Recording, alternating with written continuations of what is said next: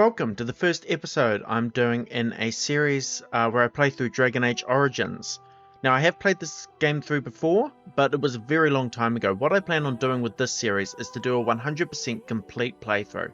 That is as complete as it could possibly be.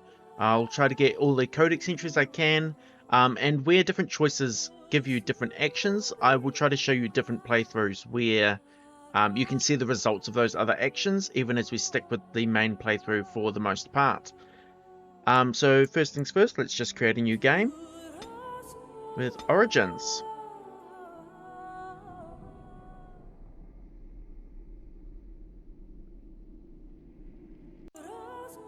Okay, so the character creation. Male, female, doesn't really matter. There's a few dialogue differences, a few very minor story differences in some places. My main character, I'll be playing a female, and I'll be going elf. In terms of race, again, minor differences. They do get slightly different starting stats. I believe humans have +1 kind of across the board. +1 in strength, dexterity, magic, and cunning. Elves are more magic focused. They get +2 to their magic and willpower. And then dwarves are more physical, so they get +1 to strength and dexterity, +2 constitution. They also get a nice 10% resistance to magic. But we're going elf. Now you may have noticed, if you select a dwarf, you cannot be a mage. That is for lore reasons, because in Dragon Age, dwarves cannot be mages as they have no connection to the Fade. Something we'll explore more if you're unfamiliar with the Dragon Age lore. But elves, they can be anything, as can humans. So you've got your warrior class, your magi, and your rogue. I'm going to be playing through as a mage. And Magi only have one background option available. You can see depending on these, you could have others. Because I've selected an elf, they can be a Dalish elf or a city elf if you're a warrior rogue. Humans get their own background, as do the dwarves. These backgrounds are probably one of the biggest selling points of Dragon Age Origins. They start the story in different places depending on your background, but throughout the story, even after the different plots kind of converge into one story, other characters will always reference your background. For example, when you visit the Dwarven city as a dwarf, you get a very different experience, depending on whether you're a dwarf noble or dwarf commoner, as opposed to, say, an elf that visits the city as an outsider. So quite an interesting aspect of the game. But for this main playthrough, we're going to go elf, and we're going to go mage. So let's start the game. Greetings. Kind of. I'm going to skip past this, as your appearance does not really matter, but I will customize this character, so give me a minute. Okay, so here's our final character. I've named her Melody, but let us continue. Appearance doesn't really matter, just like to make the character look at least halfway good. For your stats, these will be fairly well known to anyone who's played Dungeons & Dragons or similar games. As you can see, each one does quite a lot. Your basic kind of rundown would be strength, affects how much damage you do with weapons. Dexterity is your chance to dodge incoming attacks. Willpower is your amount of stamina or mana. Magic is your spell power. Cunning does quite a lot of things, but its primary function is armor penetration. And then constitution is your health and physical resistance. Most of those do other things as well, like strength and dexterity kind of combine to determine your chance to hit with a weapon, while willpower and magic combine to determine your mental resistance. Cunning does a lot of other things too, and a lot of skills will also use your cunning, especially if you're a rogue. But anyway, we start with 5. As a mage, I'm just going to bump up magic 20, and then willpower a little bit, and actually I'll give it a little bit of cunning as well. I do want to get cunning up to 16, so I might actually even do that, just for now. Okay, that should do for now though, so let's keep going. Skills, you've got a bunch of these. I'm not going to go through them now. For now, I'll just take coercion, which is kind of your persuasion skill. Only useful on the main character, but otherwise we'll keep going. Okay, now we can take some spells. I'm going to do some frost spells, so we'll get Winter's Grasp, and for my other one,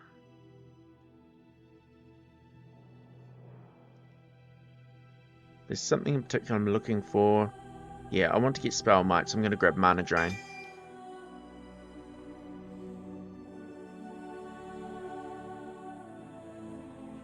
Okay, that should do for now. Yep, we'll play on normal difficulty. On a cliff overlooking the dark waters of Lake Kalanhad stands the tower fortress that is home to the Circle of Magi. This tower is the only place in Ferelden where mages may study their art among others of their kind. Within the high stone walls, the Circle practices its magic and trains apprentices in the proper use of their powers. But the Circle Tower is as much a prison as a refuge. The ever-vigilant Templars of the Chantry watch over all mages, constantly alert for any sign of corruption. This gilded cage is the only world you know. Found to be sensitive to magic at a young age, you were torn from your family and grafted here as an apprentice. Now, that apprenticeship is nearly over. All that remains is the final test, the harrowing. Magic exists to serve man, and never to rule over him. Thus spoke the prophet Andraste as she cast down the Tevinter Imperium, ruled by mages who had brought the world to the edge of ruin. Your magic is a gift, but it's also a curse. For demons of the Dream Realm, the Fade, are drawn to you, and seek to use you as a gateway into this world. This is why the harrowing exists. The ritual sends you into the Fade, and there you will face a demon, armed with only your will. I am ready. Know this, apprentice. If you fail, we Templars will perform our duty. You will die. This is Lyrium, the very essence of magic, and your gateway into the Fade. The harrowing is a secret out of necessity, child. Every mage must go through this trial by fire. As we succeeded, so shall you. Keep your wits about you, and remember the Fade is a realm of dreams. The spirits may rule it, but your own will is real. The apprentice must go through this test alone, First Enchanter. You are ready.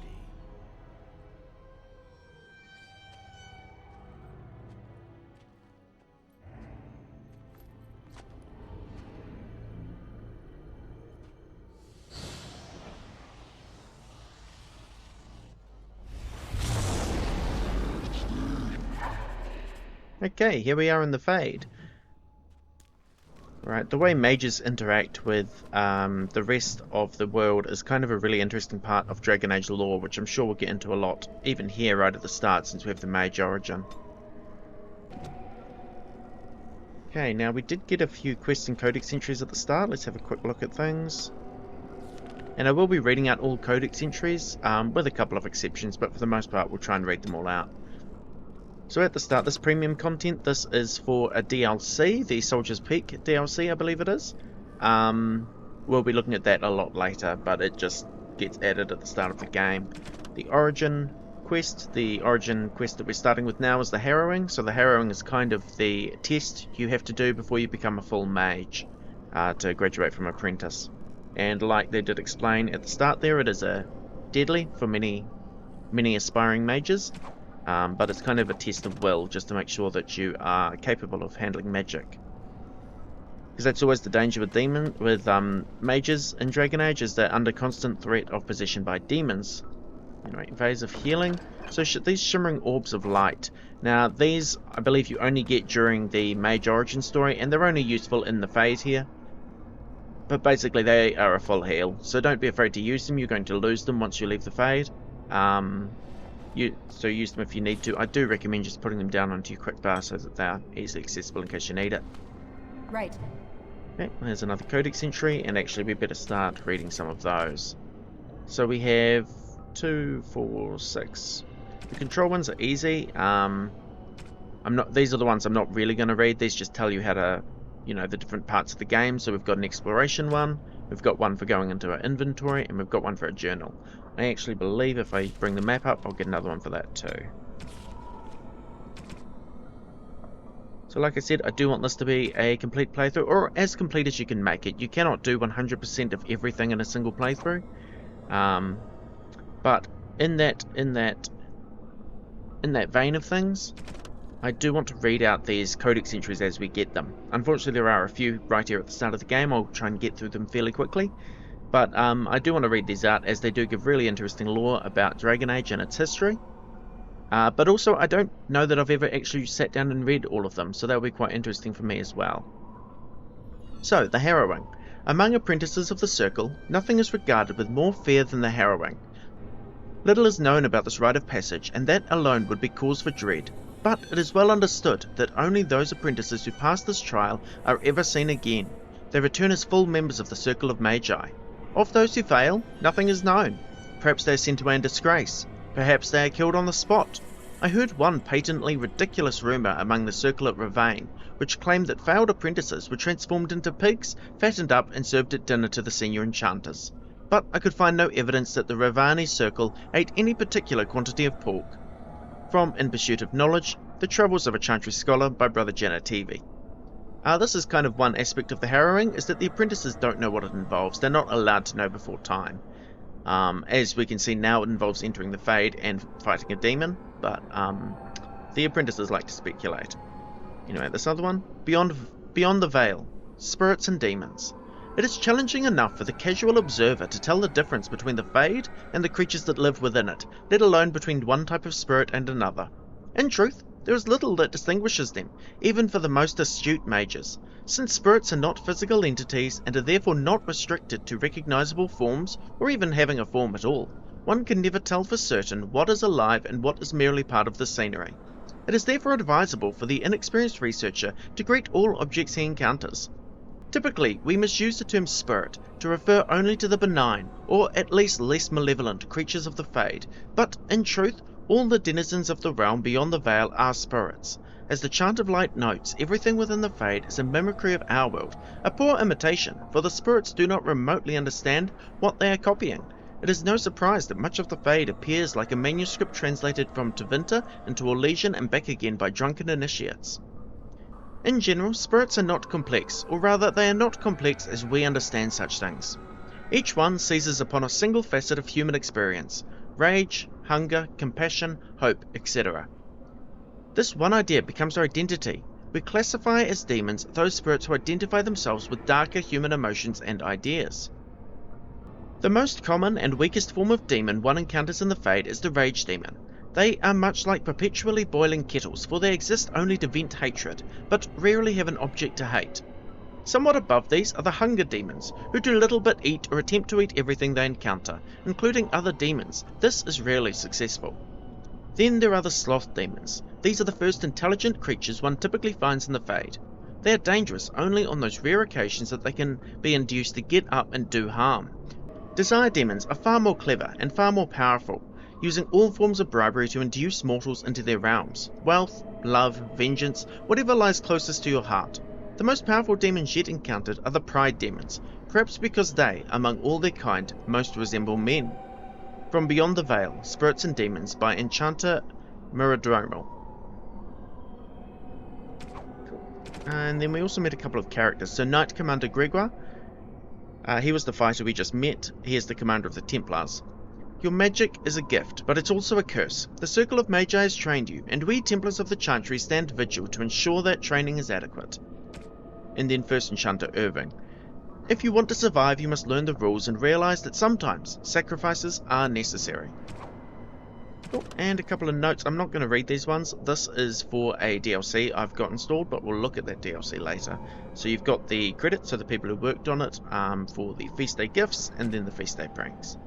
Perfect. Alrighty, that didn't take as long as I was worried it might. Now, I just got a couple of more codex entries, and that's because we're about to enter a fight. Before we do that, let us equip some weapons. We don't have any weapons. Never mind then. We will have to go into this one with just our spells, which is fine. We've got some attacking spells. This could be a tricky encounter if your spells don't do any damage though, so do be aware of that when you're creating your mage. There you go. symbol. Okay, also gave us the codex entry for it. Now if we look at the controls ones here, Combat Basics Mage, this is actually one of the main reasons it is impossible to get every codex entry in a single playthrough. And that's because a mage will get Combat Basics Mage, but a warrior and rogue will have a different Combat Basics entry, which a mage cannot actually get, and they likewise cannot get the mage one. So that's one reason this is actually impossible to 100% complete, but we'll get everything we can. We also fought a wisp, so we have the codex entry for those. A great deal is made of the most powerful demons, those that create abominations, and those that have changed the history of Thedas. It is often forgotten that not all demons are such awe-inspiring beings. Some that break through the cracks in the veil into our world are known as wisps, a sliver of a thought that once was. A wisp is a demon that has lost its power. Either it has existed in our world for too long without finding a true host, or it has been destroyed, often so we're found by other demons. What remains of its mind clings tightly to the one concept that created it, a hatred of all living things. While its ability to target a living creature is limited, these wisps often mindlessly attack when encountered in the Fade. In the living world, they often have been known to maliciously lure the living into dangerous areas, being mistaken for lanterns or other civilized light sources. This does, however, seem to be the very limit of their cunning. From the journal of the former senior enchanter Malleus, one of the Circle of Ravane, declared apostate in 920 Dragon Age. Okay, perfect. Okay, well let's keep things moving. It's only one path to follow, so it's not exactly like you can get lost in this area. There are, however, more wisps to fight. Fortunately, they are one-shot by my Winter's Grasp spell. So getting some sort of low-level spell is really useful for this, for the mage builds in particular, especially since they send you in here without even a weapon to fight with, which is kind of a bad deal if you ask me. Someone else thrown to the wolves, as fresh and unprepared as ever. It isn't right that they do this, the Templars. Not to you, me, anyone.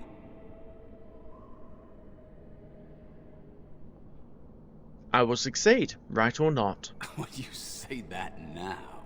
So have many others before you. Look at me. Look at what can happen. It's always the same. But it's not your fault. You're in the same boat I was, aren't you? Allow me to welcome you to the Fade. You can call me, well, Mouse. You can change your shape? This place isn't real like you understand it. Here you are what you perceive. I think I used to be like you. Before. The Templars kill you if you take too long, you see. They figure you failed, and they don't want something getting out. That's what they did to me, I think. I have no body to reclaim, and you don't have much time before you end up the same.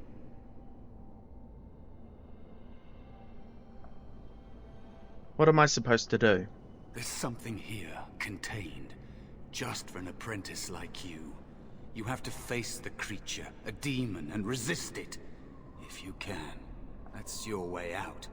Or your opponents, if the Templars wouldn't kill you. A test for you. A tease for the creatures of the Fade. Anything can die. I doubt it's as simple as that. You would be a fool to just attack everything you see. What you face is powerful, cunning. There are others here. Other spirits. They will tell you more. Maybe help. If you can believe anything you see. I'll follow, if that's all right. My chance was long ago. But you may have a way out. Okay, here we go. So Mouse is going to follow us for a bit. The dangerous spirit is not far. Keep going. Don't go near it unless you're ready to fight. Okay, so in here, those Lyrium veins, you can take that for mana. I don't exactly need it right now, but if you're in trouble, it can be useful.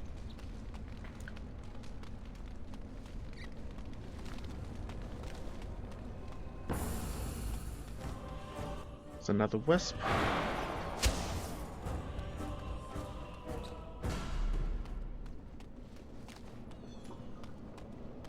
Okay, twisted structure. The Black City.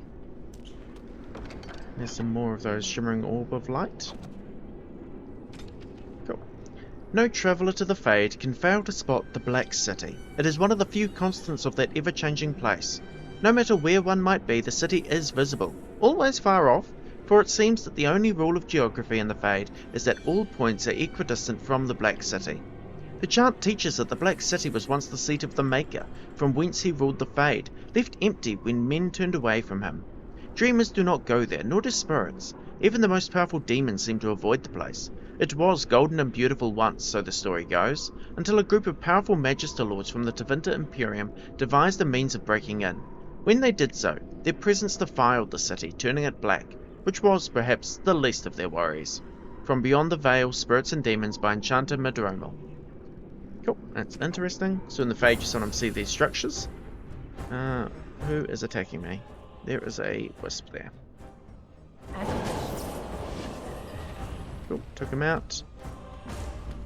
Now over here we have the Spirit of Valor. Another spirit this way. Another mortal thrown into the flames and left to burn, I see. Your mages have devised a cowardly test.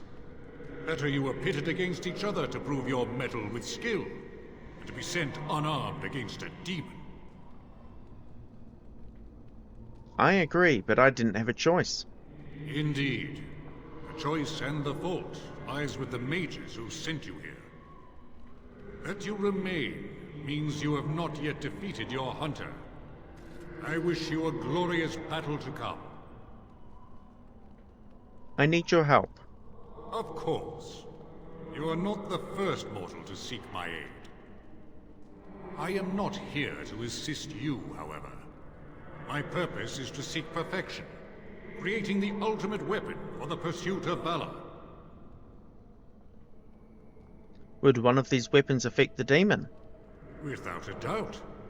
In this realm, everything that exists is the expression of a thought. Do you think these blades be steel? The staves be wood?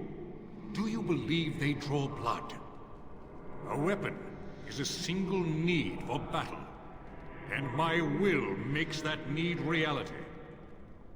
Do you truly desire one of my weapons? I will give one to you, if you agree to duel me first.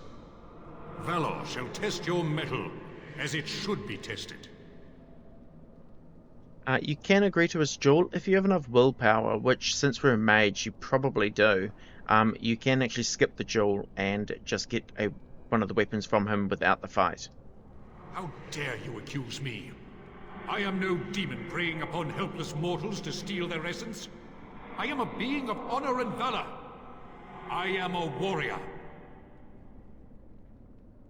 Then prove it. Help me fight the demon. You are insolent. But your will is unquestionably strong. Very well, mortal. You prove to me that you possess the strength to resist this demon. Go. Prove your worth as you must. I am confident you will succeed. Cool, and there we go. We've got some items. Fella's staff. There we go. Okay, we now have a weapon.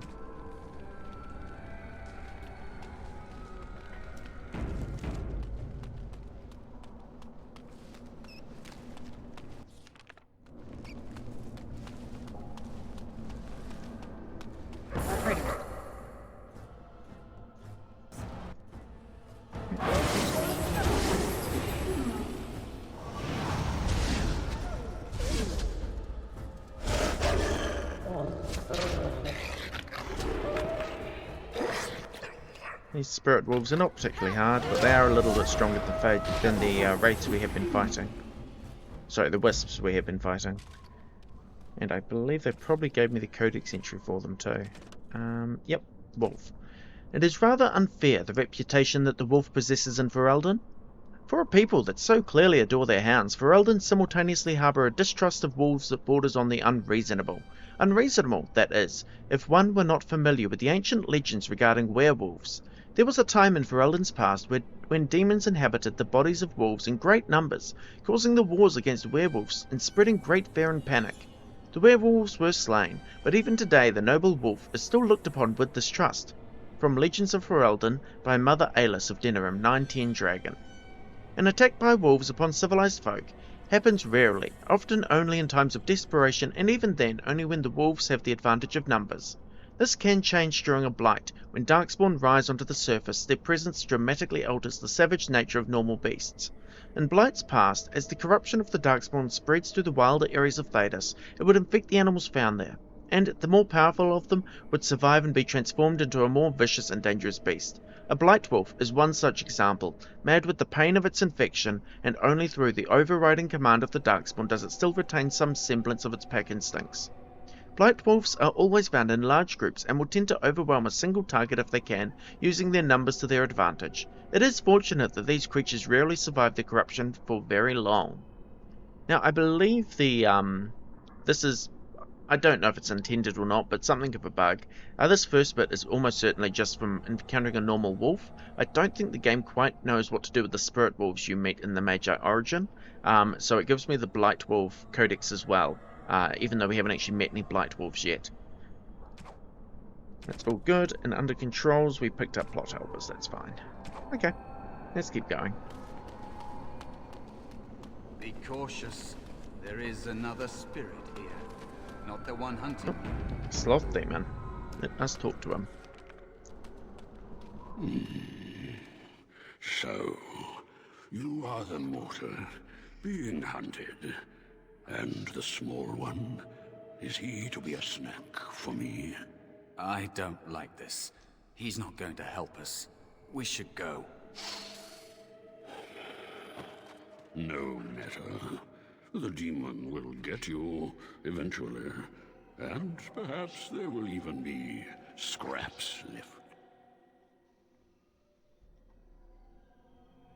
Are you here to help me? Help you?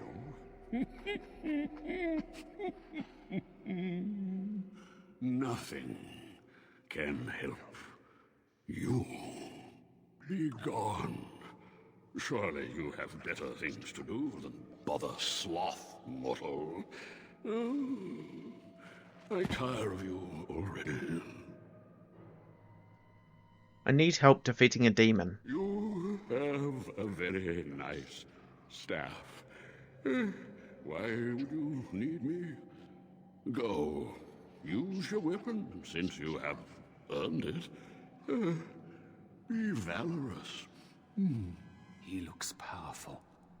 It might be possible that he could teach you to be like him. Like me?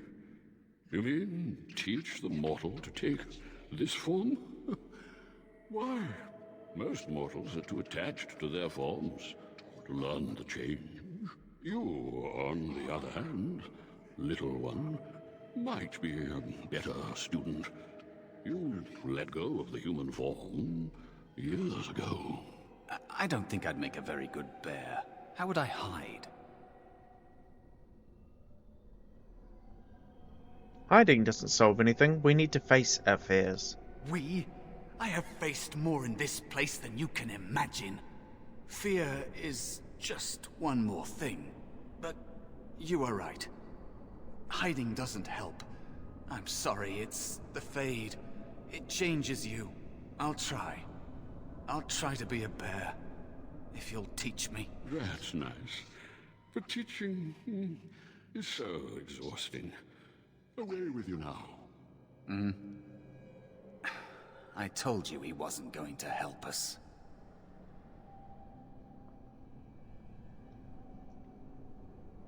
Okay, so there are 3 ways you can actually deal with this. The first is you can fight the Sloth Demon, after which he will agree to teach the form. The second way is quite interesting because it is technically impossible, or at least it is without cheating. If you have 30 cunning, which since this is the start of the game no character can have at this point, but if you have 30 cunning you can use that to trick the Sloth Demon into teaching you, or teaching Mouse I should say. The third way is actually what I'm going to try and do, so let's see if I can do that. Mouse wants to learn, teach him. You wish to learn my form, little one? Then I have a challenge for your friend. Answer 3 riddles correctly, and I will teach you. Fail, and I will devour you both. The decision is yours. Here we go. So the third method is a riddle contest. I accept your challenge, Sloth. Truly? Oh, this gets more and more promising. My first riddle is this. I have seas with no water, coasts with no sand, towns without people, mountains without land. What am I? The riddles here are kind of interesting, but since they do give you a limited selection of options, you can usually guess the correct one. So seas with no water, coast with no sand. It's probably a map. Correct. Let's move on. The second riddle. I'm rarely touched, but often held. If you have wit, you'll use me well. What am I? This one will be your tongue. Yes, your witty tongue. Fair enough. One more try, shall we? Often will I spin a tale, never will I charge a fee. I'll amuse you an entire eve, but alas, you won't remember me. What am I? And this one here is a dream. You are correct. Rather apropos here in the Fade, no? But you've won my challenge and proven yourself an amusing distraction. So, I shall teach you my form. Now, listen carefully. Like this? Am I a bear? It feels heavy. Close enough. Go then, and defeat your demon, or whatever you intend to do. I grow weary of your mortal prattling. Perfect. So let's have a look at our codex. What do we get from that? Creatures. So we got the sloth demon. Interesting we didn't get the bear entry, but that's okay. And I looked at the creature, and it had become me, a veritable copy of my form, of my very mind, stared back at me, as if from within a mirror.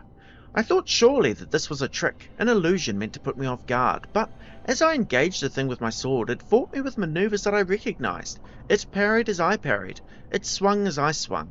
It spoke to me and said things that only I could know. I think this demon of sloth has no form or identity of its own. It is envy as much as sloth, I believe, and mine was not the first shape it stole that day. An excerpt from a transcribed deposition of Tyrannus, Templar Commander of Cumberland, 390 Towers. The most difficult assumption for some who study demons to overcome is the notion that a sloth demon is, in and of itself, slothful. If it was so, it seems highly unlikely that any such demon would cross the veil into our own world, or, once here, would fight to possess any creature with a will of its own, and we know both of these things not to be the case. Certainly, some demons are lazy and complacent, but who knows? Perhaps these creatures even cultivate such a reputation. The truth is that demons of sloth are named so because this is the portion of the human psyche that they feed upon. Doubt, apathy, entropy, they seek to spread these things. The sloth demon hides in its forms, a master of shapes and disguises, always in the last place you look, and from its hiding place it spreads its influence. A community affected by a demon of sloth could soon become a dilapidated pit where injustices are allowed to pass without comment, and none of the residents could be aware that such a change has even taken place. The sloth demon weakens, tires, tears at the edges of consciousness, and would much rather render its victim helpless than engage in a true conflict. Such creatures are best faced only with a great deal of will, and only with an eye to piercing their many disguises. Cool, and we also got a controls one, friendly fire. That one actually is relevant, especially as a mage. On normal difficulty, your allies will take half the damage from any spell you throw at them. On casual difficulty, there is no friendly fire, so you don't have to worry about that. But on harder difficulties, it becomes a massive thing to watch out for. Controlling party members, since we now have a party member, we can take direct control of them if we want, so I can run around as the bear. Cool. Okay, let's head back down this path.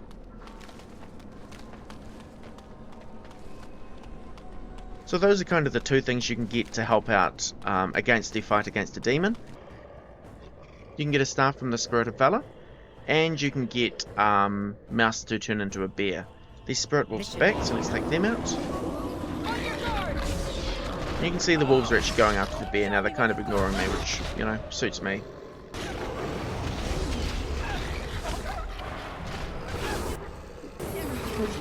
Taking them out pretty easy, and that bear is actually doing a lot of damage.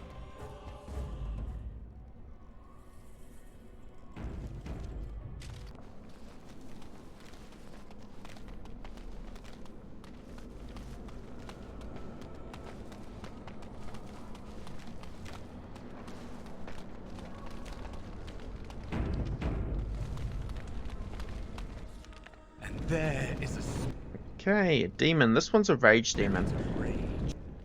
As you can probably guess from the fire, they are weak to cold damage, so we're actually in a good position to deal some damage to them. And so it comes to me at last. Soon I shall see the land of the living with your eyes, creature. You shall be mine, body and soul. Then come and get me, if you can. Oh, I shall. So this creature is your offering, Mouse. Another plaything as per our arrangement. I'm not offering you anything. I don't have to help you anymore. Oh. And after all those wonderful meals we have shared, now suddenly the mouse has changed the rules? I'm not a mouse now. And soon I won't have to hide. I don't need to bargain with you. We shall see. Cool. So it sounds like Mouse may have betrayed some other mages, but for now he's helping us. These wisp wraiths around, they are all tied to the rage demon, so if it dies they will disappear. I like to target them first just to get the experience, but you don't have to.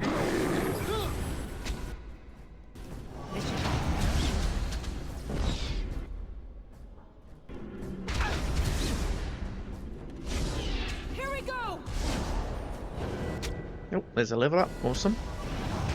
Stay still. I think that's all of them. So now we will just fight the rage demon.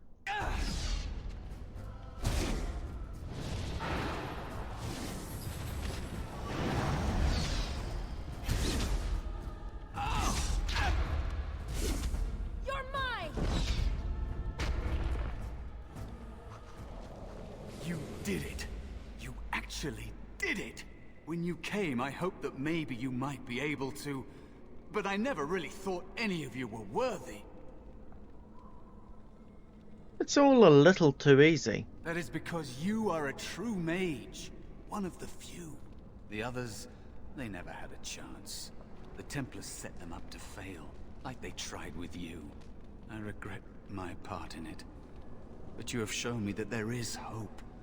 You can be so much more than you know.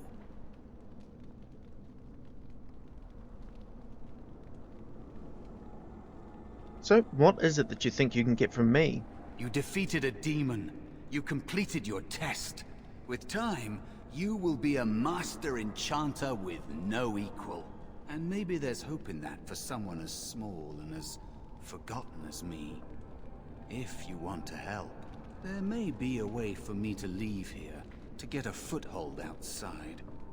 You just need to want to let me in. I'm starting to think the other demon wasn't my test. What? What do you... Of course it was! What else is here that could harm an apprentice of your potential? You are a smart one. Simple killing is a warrior's job. The real dangers of the Fade are preconceptions, careless trust, pride.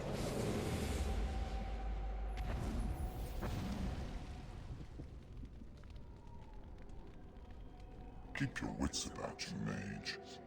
True tests never end.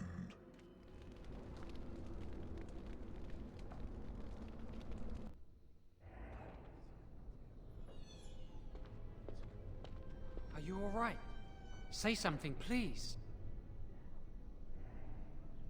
Jawa? Oh, I'm glad you're all right. They carried you in this morning. I didn't even realize you'd been gone all night.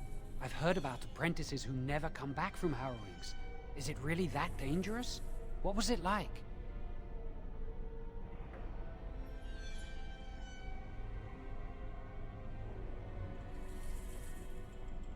It was a test of ability, that's all.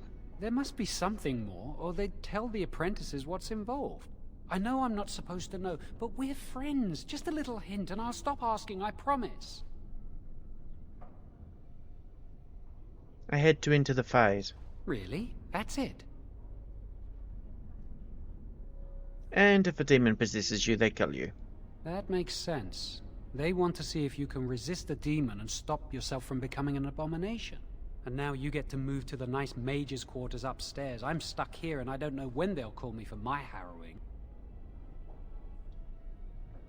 Any day now, probably. I've been here longer than you have. Sometimes I think they just don't want to test me. Doesn't everyone go through a harrowing? The Tranquil never go through a harrowing. You do the harrowing, the rite of tranquility, or you die. That's what happens. What's the rite of tranquility? You've seen the Tranquil around the tower, like Owain who runs the stockroom. He's so cold. No, not even cold. There's just nothing in him. It's like he's dead but still walking. His voice, his eyes are lifeless. I think you're reading too much into it. I shouldn't waste your time with this. I was supposed to tell you to see Irving as soon as you woke up. I should go talk to him immediately. You'd better not keep him waiting. We can speak later. Did you hear anything? Okay, cool. That harrowing, you actually couldn't fail that final test there. Whatever you said, the Pride Demon would always reveal himself, so you would always refuse him. Okay, let's deal with our level up, actually. Now, I do want 16 Cunning, so I think I'm just going to stick it all into Cunning. Next. Okay, a few options here. I'm going to go with Mana Cleanse. There we go. Mana Cleanse is actually quite useful against enemy mages. So this playthrough, I'm actually taking a few spells I don't normally use. So I'll be interested to see kind of how useful some of these spells are. Anyway, let's just have a wee explore around the tower. This episode might be a bit of a long one. I do plan on finishing the Mage Origin in this one episode. Hopefully it won't take too long though. I don't think it will. But maybe longer than I would expect. Buckle of the Winds. Speaking of, we did lose our staff that we were using in the Fade. It only existed in the Fade, so we lost it. But the Buckle of Winds does give us some bonus defense, so that's nice.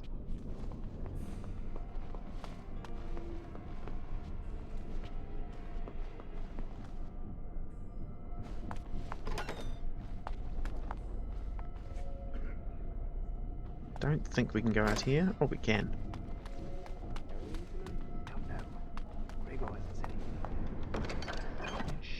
So this is kind of the bottom floor of the tower. This is the exit outside. I swear it's like the walls have eyes. But as you can see, it's locked during the Origin. We also lost our Shimmering Orbs, so let's get rid of that from down there.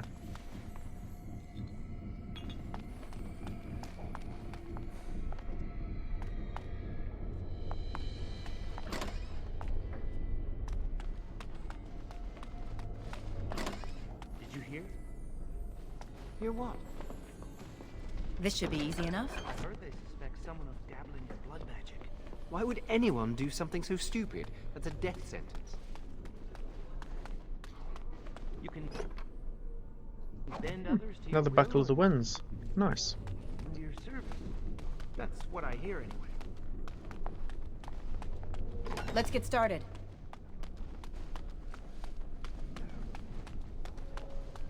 Right.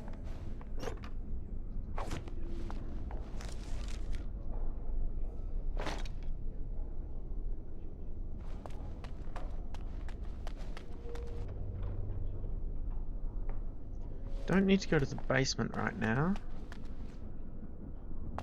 We'll come back there later. So let's just keep going.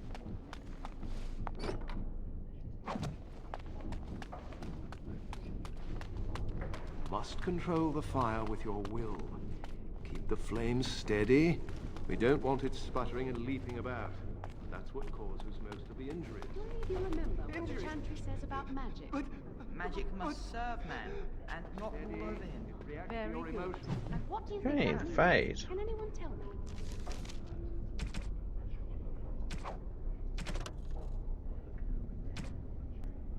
The study of the Fade is as old as humankind. For so long as men have dreamed, we have walked its twisting paths, sometimes catching a glimpse of the city at its heart. Always as close as our own thoughts, but impossibly separated from our world. The Tevinter Imperium once spent vast fortunes of gold, lyrium, and human slaves in an effort to map the terrain of the Fade, an ultimately futile endeavour. Although portions of it belong to powerful spirits, all of the Fade is in constant flux.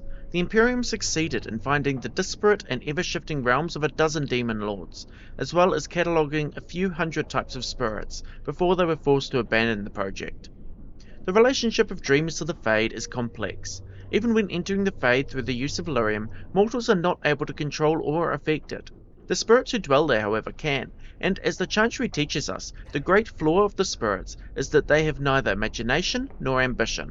They create what they see through their sleeping visitors, building elaborate copies of our cities, people, and events, which, like the reflections in a mirror, ultimately lack context or life of their own. Even the most powerful demons merely plagiarize the worst thoughts and fears of mortals, and build their realms with no other ambition than to taste life. From Tranquility and the Role of the Fade in Human Culture by First Enchanter Josephus. Only boys can do magic. Okay. No, Interesting, that's but you do not need what to it keep an means. eye out It means for that magic should be used codex to entries help around. That's why I'm people, holding down but the we tab can't key. use It our kind of magic highlights to anything interactable. force people to do what we want. And ones like that book there I would never have seen if I wasn't holding down the key. Doesn't look like there's anything else here, although ouch, that actually hurt. It's apparently why you don't stand in front of a fireball. Okay, good to know. There's another book in here actually. Where is it? There it is.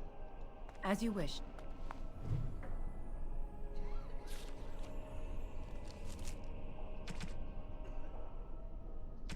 Mana and the use of magic. Mana is that which defines a mage. It is potential that dwells within a person, but does not always manifest itself. All men are connected to the Fade. We go there to dream, but only those with this potential may draw upon its power. Mana is, then, a measurement of one's ability to draw power from the Fade, and it is this power that is expended in magic. As in all other things, it has limits. Just as a man has the strength to lift only so much weight and no more, a mage cannot work more magic at one time than his mana allows.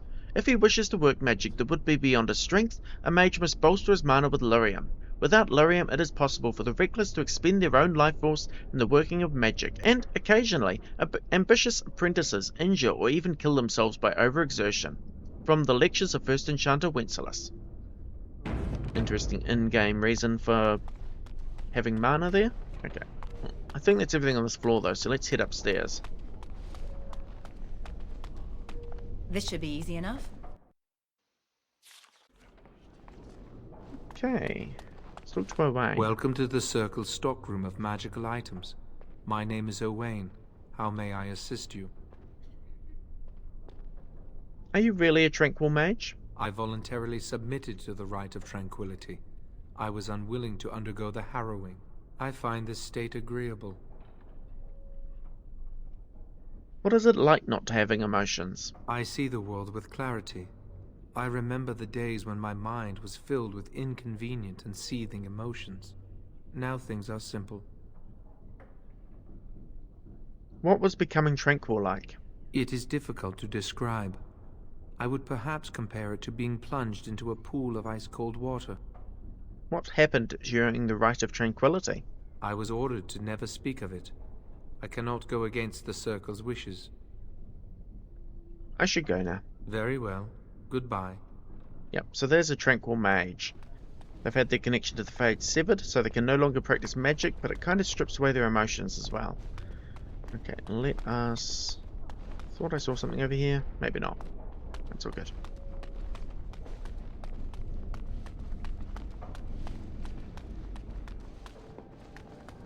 That's not likely. Do something before it came to that. Will they? They haven't done anything. Four schools of magic spirit. Now, there are a few of these around the library, so let's get them. This should be easy enough. It's Entropy. Let us talk to Niall. Hello. Were you looking for something? What were you talking to the other mage about? Oh, the fraternities. Groups of mages with a common agenda. I think we should all be isolationists. Stay in some remote mountain town far away from the mundanes who hate us.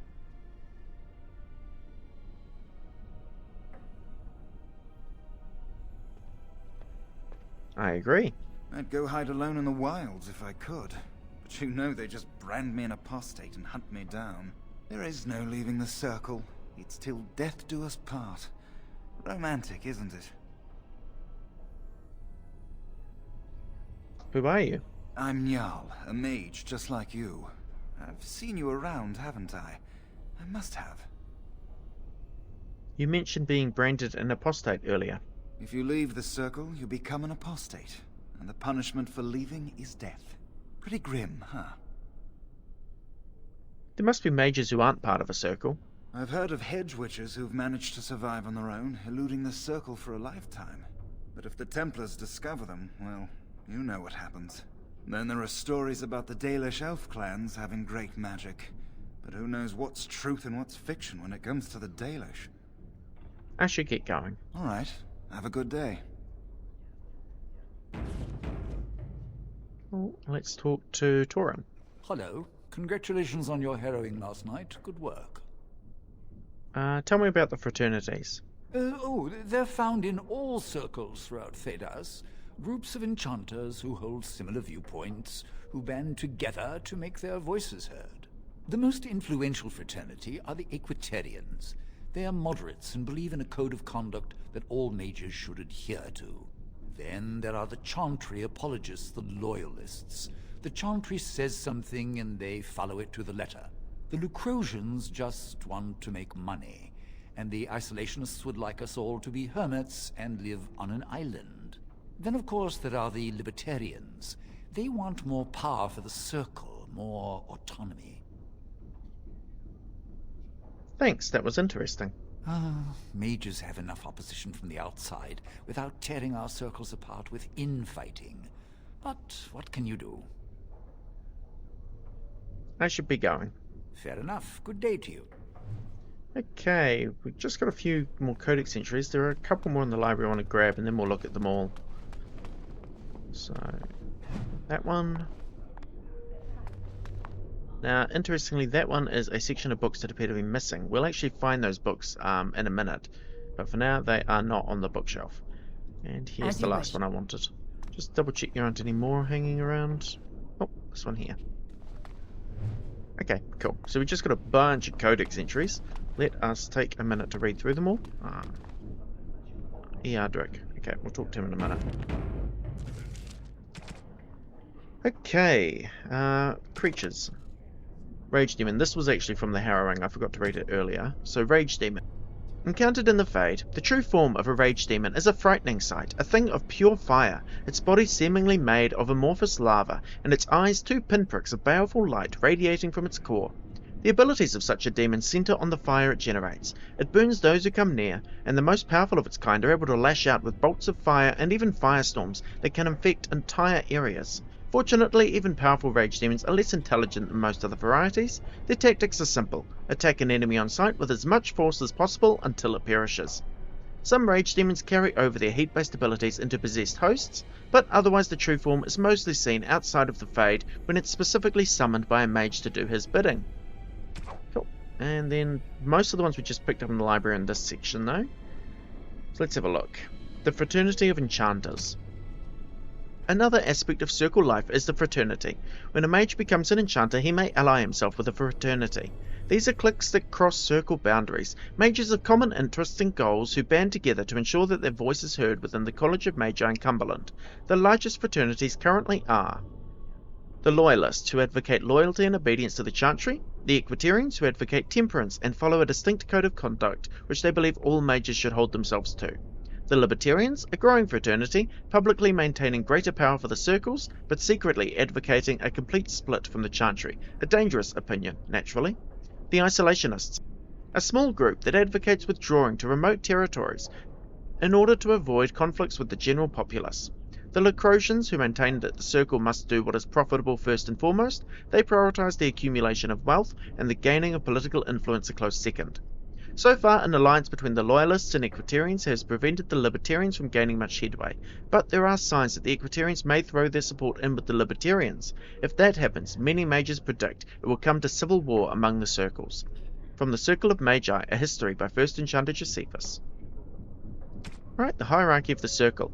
It is no simple matter, safeguarding ordinary men from mages, and mages from themselves. Each circle tower must have some measure of self-government, for it is ever the Maker's will that men be given the power to take responsibility for our actions, to sin and fail, as well as to achieve the highest grace and glory on our own strength. You, who will be tasked with the protection of the circle, must be aware of its workings. The First Enchanter is the heart of any tower. He will determine the course that his circle will take. He will choose which apprentices may be tested and made full mages, and you will work most closely with him. Assisting the First Enchanter will be the Senior Enchanters, a small council of the most trusted and experienced Magi in the tower. From this group, the next First Enchanter is always chosen. Beneath the council are the Enchanters. These are the teachers and mentors of the tower, and you must get to know them in order to keep your finger on the pulse of the circle, for the Enchanters will always know what is happening among the children. All those who have passed their harrowing but have not taken apprentices are mages. This is where most trouble in the circle lies, in the idleness and inexperience of youth.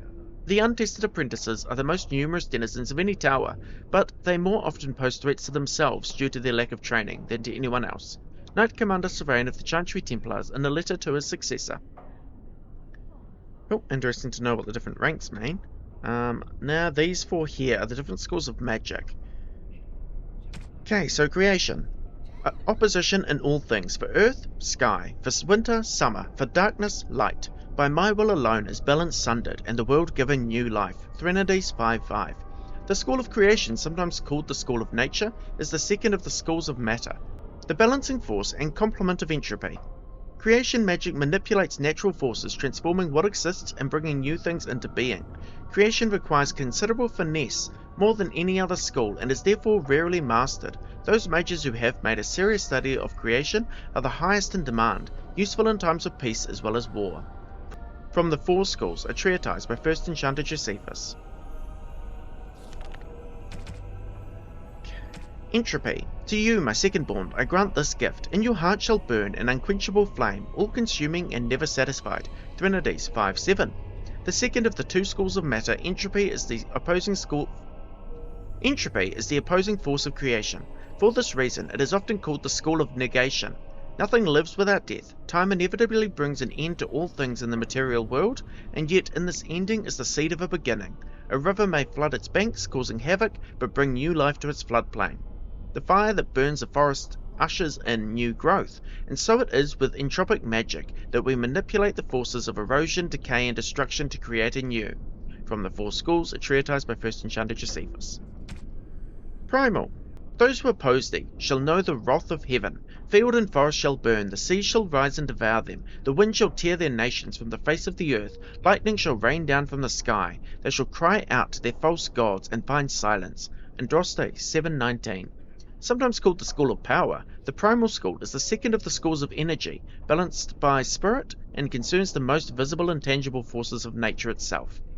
This is the magic of war, fire, ice, and lightning, devastation. This is what the vast majority imagines when they hear the word magic. From the Four Schools, a treatise by First Enchanter Josephus. And then the final school of magic is spirit. And the voice of the Maker shook the Fade, saying, In my image I've wrought my firstborn. You have been given dominion over all that exists. By your will, all things are done, yet you do nothing. The realm I have given you is formless, ever-changing. Threnodies 5:4. The first of the two schools of energy, spirit is opposed by the primal school. It is the school of mystery, the ephemeral school. This is the study of the invisible energies which surround us at all times, yet are outside of nature. It is from the Fade itself that this magic draws its power. Students of the school cover everything from direct manipulation of mana and spell energies to the study and summoning of spirits themselves. By its nature, an esoteric school, as most others know virtually nothing about the Fade. Studies of spirit magic are most often misunderstood by the general populace, or even confused for blood magic, an unfortunate fate for a most useful branch of study. From the 4 schools, a treatise by First Enchanter Josephus. Okay. Interesting, but if you look at our spell list, you'll see they are actually grouped into these schools. So Primal, like our Winter's Grasp, is basically your elemental damage. Creation is healing, and plus a few others. I haven't taken any of these spells. Spirit is where we get Mana Drain and Mana Cleanse. And then Entropy, like it says, deals with decay and death for the most part. But that is how these spells in the spellbook are actually grouped. Okay, now let us move on. Oh, hello. I don't believe we've met. Are you new to the Circle? You might remember me as an apprentice. I'm sorry. There are so many of you, and I get confused. Not to mention, these old eyes are starting to go. Everyone makes mistakes. You're too kind. I'm old and about to fall apart. Nothing in the world can fix that. If you say so. Anyway, did you need something? I think I should go. There we go. Okay, cool.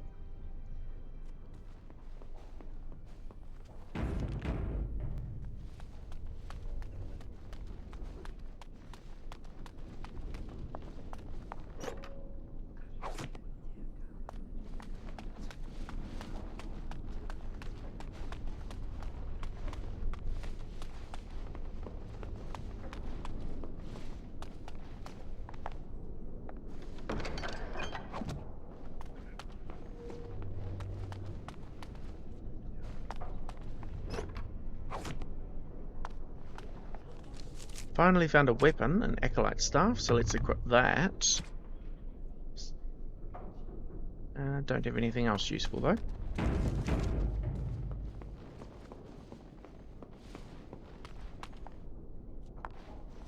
Kinda just trying to keep an eye out to see if there's any codex entries hidden away down here. Because, as I've said before, I am trying to get all of them, or at least as many of them as I can, in a single playthrough. Kellen, let's talk to him. Oh, hello. I'm glad to see your harrowing went smoothly. This conversation is slightly different depending on whether you're a man or a woman. If you're a woman, Kellen does have a slight crush on you. What? I'm fine. I'm just glad you're alright, you know? Would you really have struck me down? I would have felt terrible about it. But I serve the Chantry and the Maker, and I will do as I am commanded. Maybe we could go elsewhere and continue our discussion. Elsewhere? What do you mean? I've seen the way you look at me. Oh, my goodness. If you're saying what I think, well, that would be really inappropriate, and... Ooh, I couldn't. I should go. And he essentially runs from us. Those dialogue options are only available if you're a woman.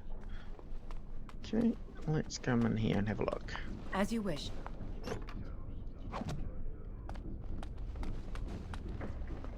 This should be easy enough. Let's get started. Okay, the cardinal rules of magic. You must not be under the misimpression that magic is all-powerful. There are limits, and not even the greatest mages may overcome them. No one, for instance, has found any means of travelling, either over great distances or small ones, beyond putting one foot in front of the other. The immutable nature of the physical world prevents this. So, no, you may not simply pop over to Minrathis to borrow a cup of sugar, nor may you magic the essay you forgot in the apprentice dormitory to your desk. You will simply have to be prepared. Similarly, even when you send your mind into the Fade, your body remains behind. Only once has this barrier been overcome, and reputably, the spell required 2/3 of the lyrium in the Tevinter Imperium, as well as the lifeblood of several hundred slaves. The results were utterly disastrous. Finally, life is finite. A truly great healer may bring someone back from the very precipice of death, when breath and heartbeat have ceased, but the spirit still clings to life. But once the spirit has fled the body, it cannot be recalled. That is no failing of your skill or power, it is simple reality. From the lectures of First Enchanter Wenceslas. Cool, nice to know magic has limits. Now we are finding a lot of codex entries in this origin story. I should say that other origin stories will have their own codex entries, and most of them can be found by other origins later in the game. So most of these are still available to all characters, they just won't find them exactly in the exact same place that we have. Okay. As you wish. Once you start getting health bottles, it's always good to keep them on your quick bar. The problem with the quick bar is actually as a mage we will fill this up very quickly, so you do have to be careful what exactly you have down there. But health poultices, always good to have. Okay, Leora, we will actually talk to her later, because I know she's involved in something later on. And there's no more codex entries or anything here, that's fine.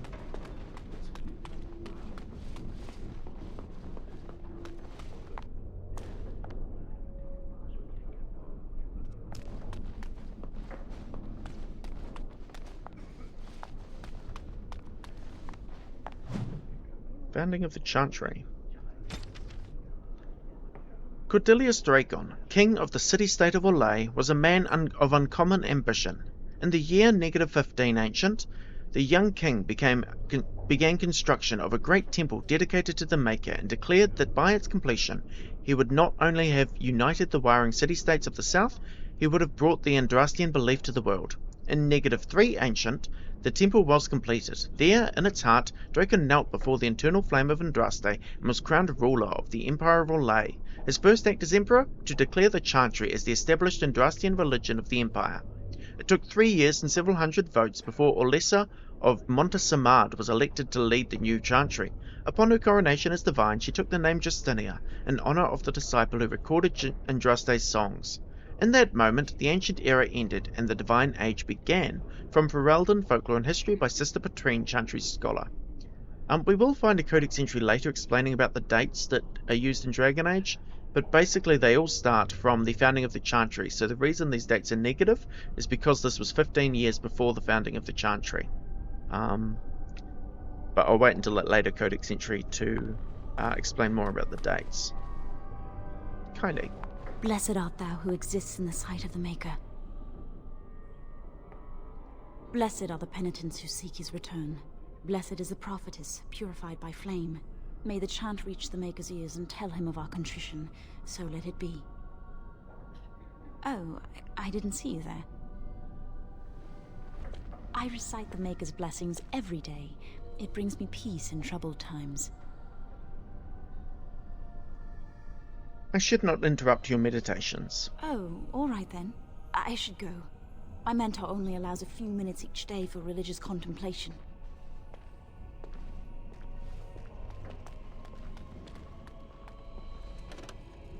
This should be easy enough. Andraste, Bride of the Maker. There was once a tiny fishing village on the waking sea that was set upon by the Tevinter Imperium, which enslaved the villagers to be sold in the markets of Minrathos, leaving behind only the old and the infirm. One of the captives was the child Andraste. She was raised in slavery in a foreign land. She escaped, then made the long and treacherous journey back to her homeland alone. She rose from nothing to be the wife of an Alamari warlord. Each day she sang to the gods, asking them to help her people who remained slaves in Tevinter. The false gods of the mountains and the winds did not answer her, but the true God did. The Maker spoke. He showed her all the works of his hands, the Fade, the world, and all the creatures therein. He showed her how men had forgotten him, lavishing devotion upon mute idols and demons, and how he had left them to their fate. But her voice had reached him, and so captivated him that he offered her a place at his side, that she might rule all of creation. But Andraste would not forsake her people. She begged the Maker to return to save his children from the cruelty of the Imperium. Reluctantly, the Maker agreed to give man another chance. Andraste went back to her husband, Meferath, and told him all that the Maker had revealed to him. Together they rallied the Alamari and marched forth against the Mage Lords of the Imperium, and the Maker was with them. The Maker's sword was creation itself, fire and flood, famine and earthquake. Everywhere they went, Andraste sang to the people of the Maker, and they heard her. The ranks of Andraste's followers grew, until there was a vast tide washing over the Imperium. And when Mephirith saw that the people loved Andraste and not him, a worm grew inside his heart, gnawing upon it. At last the armies of Andraste and Mephirith stood before the very gates of Minrathous, but Andraste was not with them, for Mephirith had schemed in secret to hand Andraste over to the Tevinter. For this the Archon would give Mephirith all the lands to the south of the Waking Sea. And so, before all the armies of the Alamari and of Tevinter, Andraste was tied to a stake and burned, while her earthly husband turned his armies aside and did nothing, for his heart had been devoured. But as he watched the pyre, the Archon softened. He took pity on Andraste and drew his sword and granted her the mercy of a quick death. The Maker wept for his beloved, cursed Mephirith, cursed mankind for their betrayal, and turned once again from creation, taking only Andraste with him. And Our Lady sits still at his side, where she still urges him to take pity on his children, from the sermons of Justinia II. So that's kind of the backstory to what the Chantry believes in the religion of Andraste. Must have smiled upon you. Here's Codex the Maker and the Chant of Light. Okay, let's do these.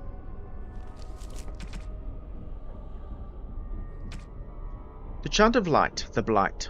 No matter their power, their triumphs, the Mage Lords of Tevinter were men, and doomed to die. Then a voice whispered within their hearts, "Shall you surrender your power to time like the beasts of the fields? You are the Lords of the Earth. Go forth, and claim the empty throne of heaven and be gods." In secret they worked, magic upon magic, all their power and all their vanity they turned against the veil, until at last it gave way.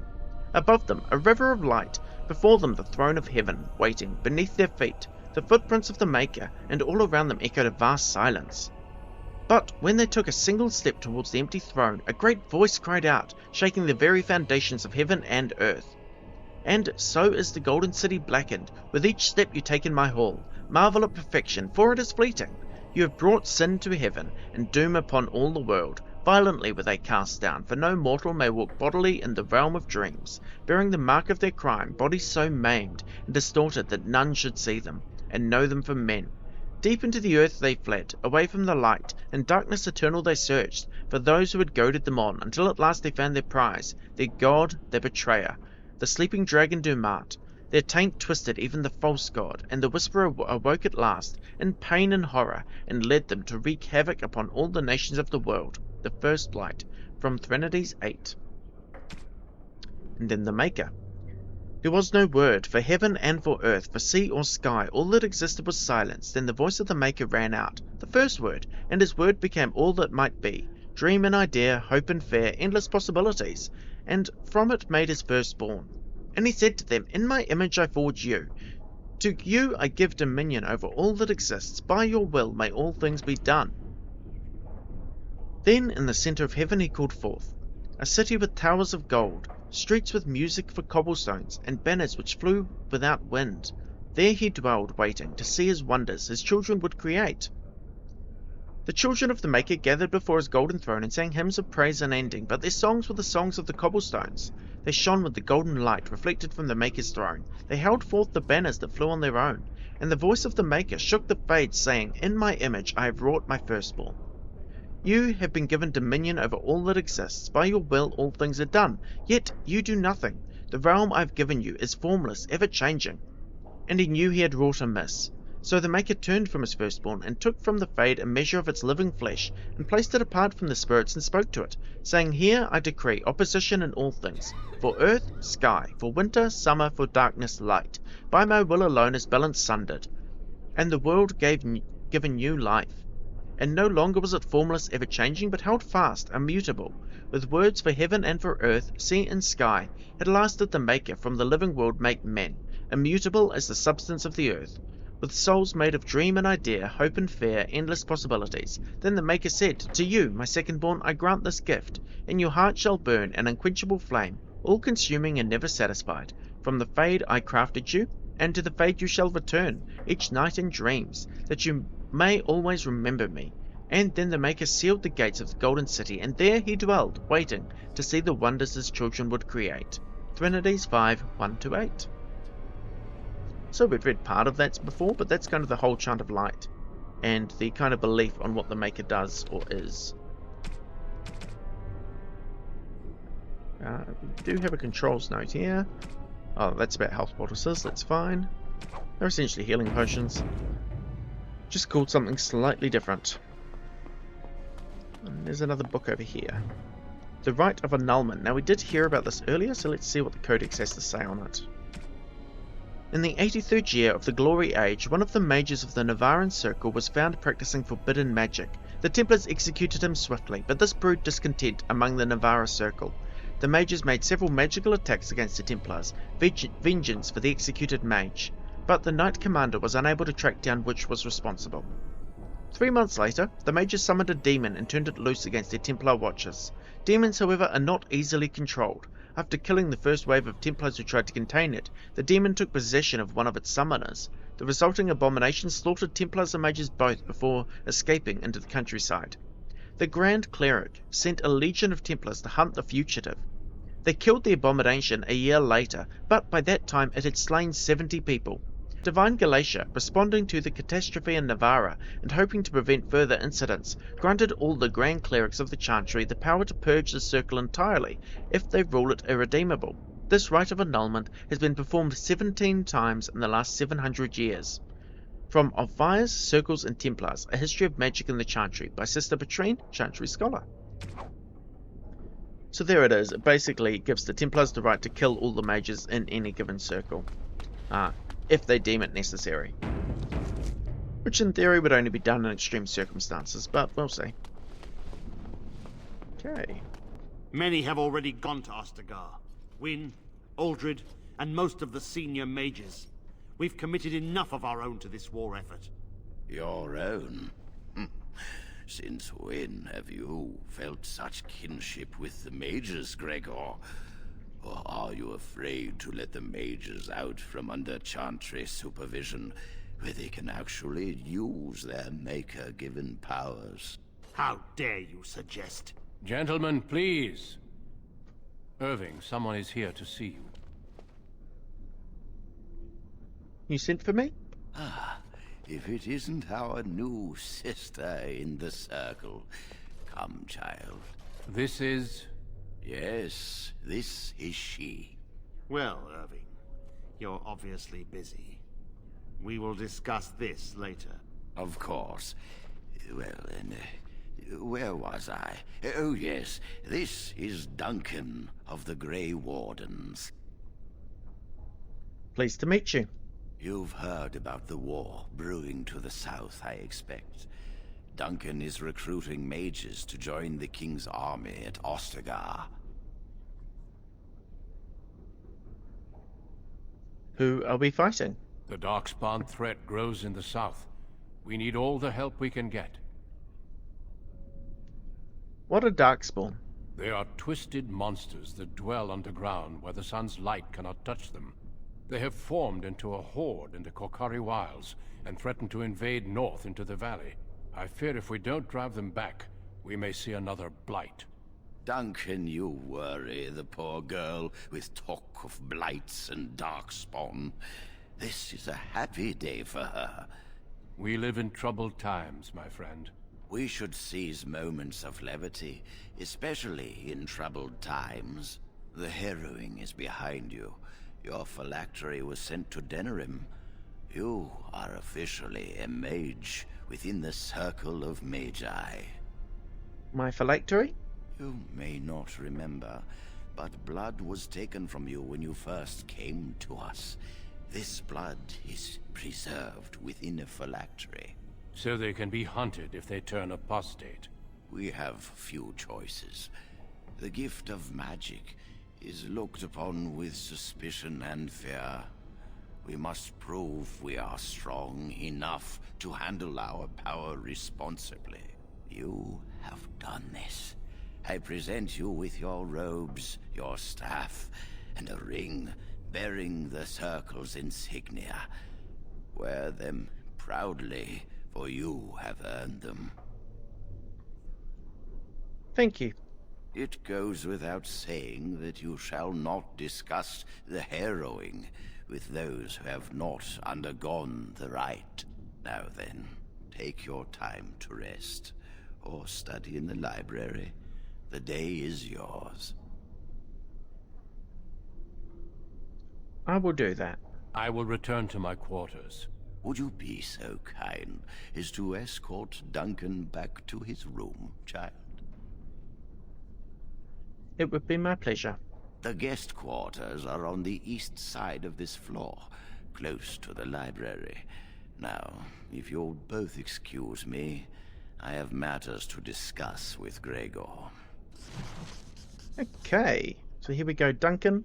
Duncan does appear in all of the origin stories. The canon one is just whichever origin story you happen to be playing, I guess. But anyway, let's look at his Codex entry quickly. Oh, we've actually got two. Okay, these Codex entries were updated for Gregor and Irving. But Duncan, men and women from every race, warriors and mages, barbarians and kings, the Grey Warden sacrificed everything to stem the tide of darkness, and prevailed. Like many others, Duncan gave up his family name when he joined the ranks of the Wardens, a symbolic gesture of cutting ties. He might say this was a convenience in his case, however. His mother was from the Anderfels, his father from Tevinter. His childhood was spent in the Free Marches and Orlais. His people were everywhere, and his homeland was nowhere. He was given the almost impossible task of leading the Wardens in Ferelden, a kingdom that had thrown the Order out 200 years earlier. Facing local suspicion and hostility, he set about finding recruits. Cool, which is why he's here in the tower, of course. He's looking for recruits for the Grey Wardens. Let's have a look at this pile of books. On it. So, if you remember the empty bookshelves in the library, these were the books that were there. And that is because they contain information on the Forbidden School of Magic, blood magic. Foul and corrupt are you, who have taken my gift and turned it against my children. Transfigurations 1810. The ancient Tevinters did not originally consider blood magic a school of its own. Rather, they saw it as a means to achieve greater power in any school of magic. The name, of course, refers to the fact that magic of this type uses life, specifically in the form of blood instead of mana. It was common practice at one time for a magister to keep a number of slaves on hand, so that, should he undertake the working of a spell that was physically beyond his abilities, he could use the blood of his slaves to bolster the casting. Over time, however, the Imperium discovered types of spells that could only be worked by blood. Although Lurium will allow a mage to send his conscious mind into the Fade, blood would allow him to find the sleeping minds of others, view their dreams, and even influence or dominate their thoughts. Just as treacherous, blood magic allows the veil to be opened completely, so that demons may physically pass through it into our world. The rise of the Chant of Light and the subsequent fall of the Old Imperium has led to blood magic being all but stamped out, as it should be, for it poses nearly as great danger to those who would practice it as to the world at large. From the Four Schools, a treatise by First Enchanter Josephus. So there we go, that's kind of the Fifth School of Magic, although it is forbidden. Alrighty. Let's take Duncan to his room, which I actually can't remember where it is, but that's okay, we'll find it.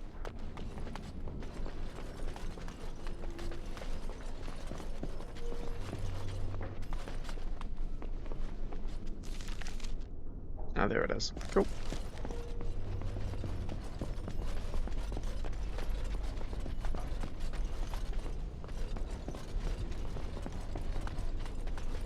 Thank you for escort. Okay, there's Joe in there with a quest for us, but let's have a look at the Codex entry we just got. The Grey Wardens. The first Blight had already raged for nearly 90 years. The world was in chaos. A god had risen, twisted and corrupted. The remaining gods of Tevinter were silent, withdrawn. What writing we have recovered from those times is filled with despair, for everyone believed, from the greatest archons to the lowliest slaves, that the world was coming to an end.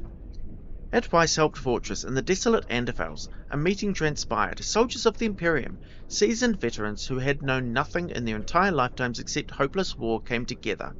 When they left Weishaupt, they had renounced their oaths to the Imperium. They were soldiers no longer, they were Grey Wardens. The Wardens began an aggressive campaign against the Blight, striking back against the Darkspawn, reclaiming lands given up for lost. The Blight was far from over, but their victories brought notice, and soon they received aid from every nation in Thedas. They grew in number as well as reputation. Finally, in the year 992 of the Tevinter Imperium, upon the Silent Plains, they met the Archdemon Dumat in battle. A third of all the armies of northern Thedas were lost to the fighting, but Dumat fell and the Darkspawn fled back underground. Even that was not the end. The Imperium once revered 7 gods: Dumat, Zazakil, Thoth, Andorel, Rizikale, Lusakan, and Earthamil. 4 have risen as archdemons. The Grey Wardens have kept watch through the ages, well aware that peace is fleeting and that their war continues until the last of the dragon gods is gone. From Ferelden, Folklore and History by Sister Petrine, Chantry Scholar. Thank you for escorting me. I don't know that he has anything else to say to us. Is there something else I can do for you?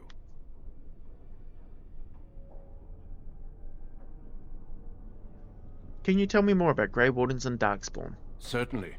I am intimately familiar with these subjects after all. Have there been many Darkspawn attacks? A horde has formed within the Korkari Wilds in the south. If they are not stopped, they will strike north into the valley. We Grey Wardens believe that an archdemon is leading the horde. Archdemon? Darkspawn do attack the surface in ragtag bands, but archdemons are capable of rallying the Darkspawn, turning them into an unstoppable force.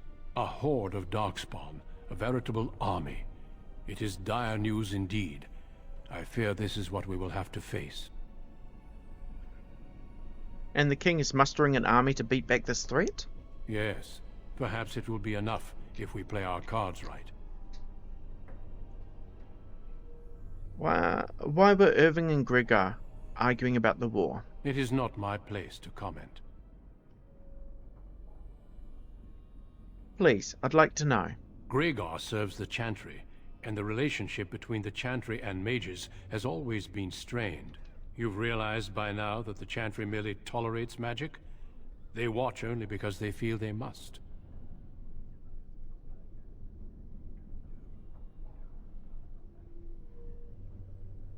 Yes, but they were arguing about the war. Any mages who join the King's army can unleash their full power on the Darkspawn. In fact, I'm counting on it. Gregor may be afraid of what will happen. What if the mages decide they no longer want to be governed by the Chantry? I'd like to talk more, but I have duties to attend to. Of course. Don't let me keep you. Okay, there we go. Codex Entry for Darkspawn. Those who have sought to claim heaven by violence destroyed it. What was golden and pure turned black. Those who had once been mage lords, the brightest of their age, were no longer men, but monsters. Trinities 12:1. Sin was the midwife that ushered the Darkspawn into this world. The Magisters fell from the Golden City, and their fate encompassed all our worlds, for they were not alone. No one knows where the Darkspawn came from, a dark mockery of men in the darkest places they thrive, growing in numbers as the plague of locusts will. In raids they will often take captives, dragging their victims alive into the deep roads, but most evidence suggests that these are eaten. Like spiders, it seems Darkspawn prefer their food still breathing. Perhaps they are simply spawned by the darkness. Certainly, we know that evil has no trouble perpetuating itself. The last blight was in the Age of Towers, striking once again at the heart of Tevinter, spreading south into Orlais and east into the Free Marches. The plague spread as far as Ferelden, but the withering and twisting of the land stopped well beyond our borders. Here, Darkspawn have never been more than the stuff of legend. In the northern lands, however, particularly Tevinter and the Anderfels, they say Darkspawn haunt the hinterlands, preying on outlying farmers and isolated villages, a constant threat. From Ferelden, Folklore and History by Sister Petrine, Chantry Scholar. Cool. Alright, let's keep going. So let's see what Jowan wants. I'm glad I caught up to you. Are you done talking with Irving? I think I am, for now. I need to talk to you. Do you remember what we discussed this morning? Of course I do. We should go somewhere else. I don't feel safe talking here. You're starting to worry me, Jowan. I've been troubled. I'll explain. Come with me, please.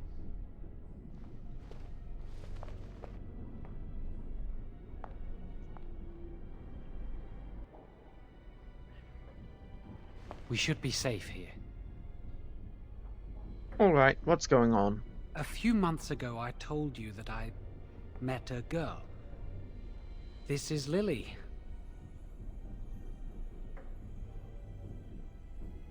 An initiate? That's forbidden. So you can see why we wish to keep it a secret. Lily's been given to the Chantry. She's not allowed to have relations with men. If anyone finds out, we'll both be in trouble.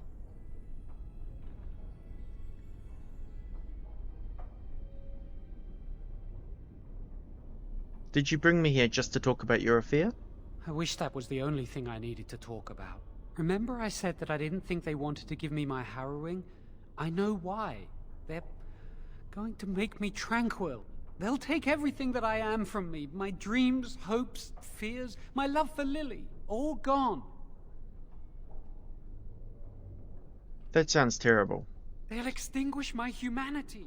I'll just be a husk, breathing and existing, but not truly living. How did you find out about this?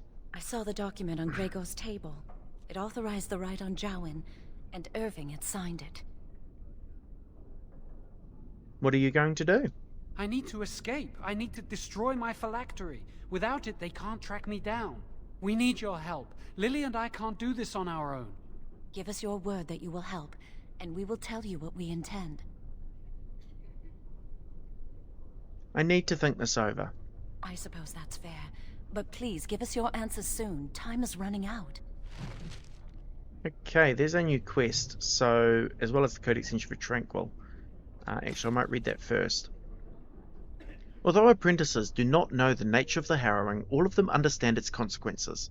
They either pass and become full mages, or they are never seen again. Those who fear to undertake this rite of passage, or those who are deemed too weak or unstable, are given the rite of tranquility instead.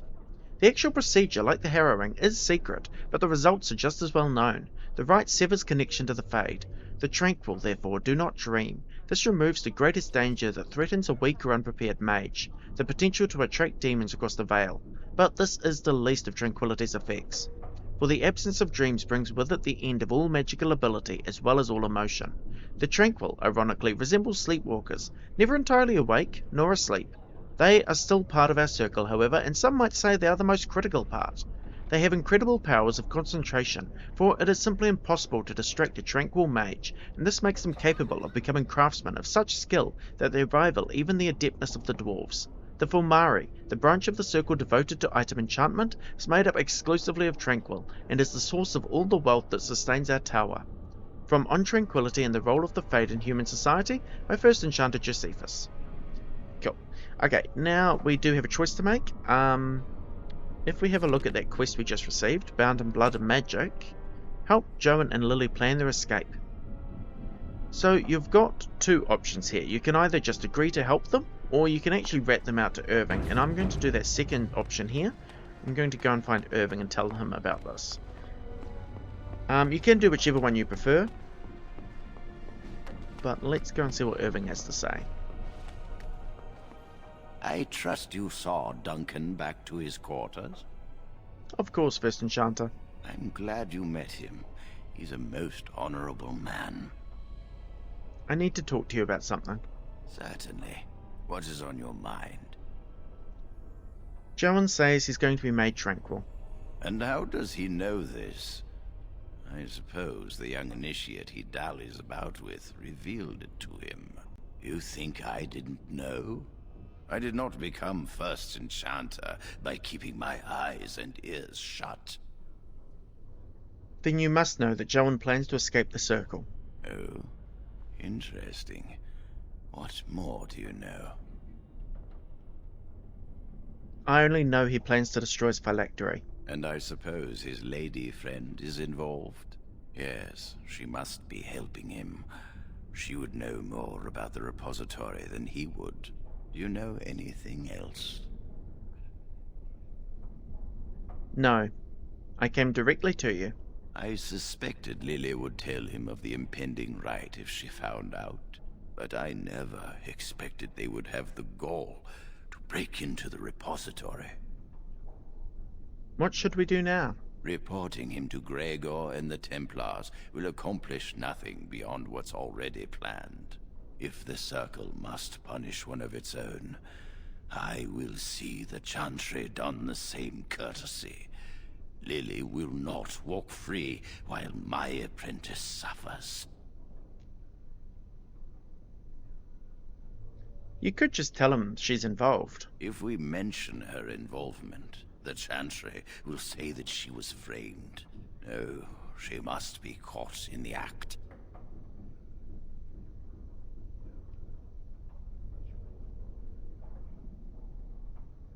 You were right. The Chantry would do the same to us. If you want to survive, you must learn the rules and realize that sometimes sacrifices are necessary. Jowan will become tranquil, but Lily must also face the consequences of her actions. How did you learn of their plan? Do they trust you? Jowan told me their intentions, but I don't know the plan. Then do this. Learn the plan and offer to help carry out their scheme. With solid proof of their crime, we can act. I will do as you ask. Go. Convince them you will risk all for their cause. I will be outside the repository with a contingent of Templars. Let them see the mischief into which their initiate led our student. Perform well, and your dedication will be rewarded. Okay, so whether or not you tell Irving about it, the next part of the quest is exactly the same.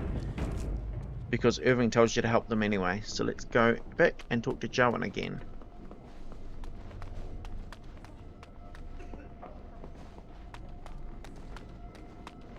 Are you going to help us?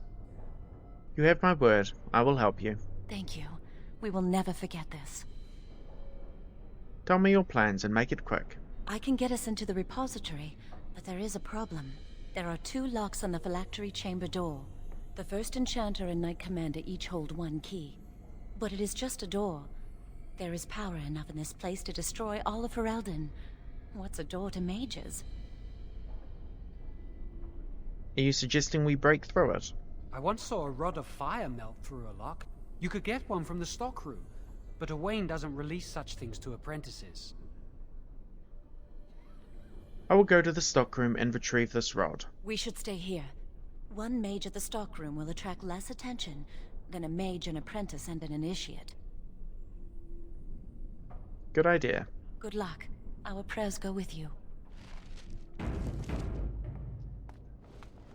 Okay, so from there the plan's fairly clear. We need to go get this rod of fire. So let's talk to Owain. That's the Tranquil we met before. I think he's in here. Yep. Welcome to the Circle's stockroom of magical items. My name is Owain. How may I assist you? I need a rod of fire. Rods of fire serve many purposes. Why do you wish to acquire this particular item? I need the rod for my research into burning things. Here is the form, Request for Rod of Fire. Have it signed and dated by a senior enchanter. I will release a rod to you once I have the signed form. Doesn't seem he cares what reason you give him. I'll be back shortly. Thank you. So now we need to get this form signed by a senior enchanter. We have a few options. If you're working with Irving like I am, we can actually take the form directly to him and he will sign it for us. Your other options are to go to Torin, but Torin will actually never sign it for you. He wants a complete research proposal filled out for why you need the rod. And your other options are you need to persuade Sweeney. That requires a persuasion check, and if you aren't working with Irving and don't have the persuasion to persuade Sweeney, then you can talk to Lyra, who we're actually going to see in a minute anyway, but I'll just get it signed by Irving. You are back. Has something gone wrong with the plan? I need this form signed. A rod of fire? Why do you... I understand.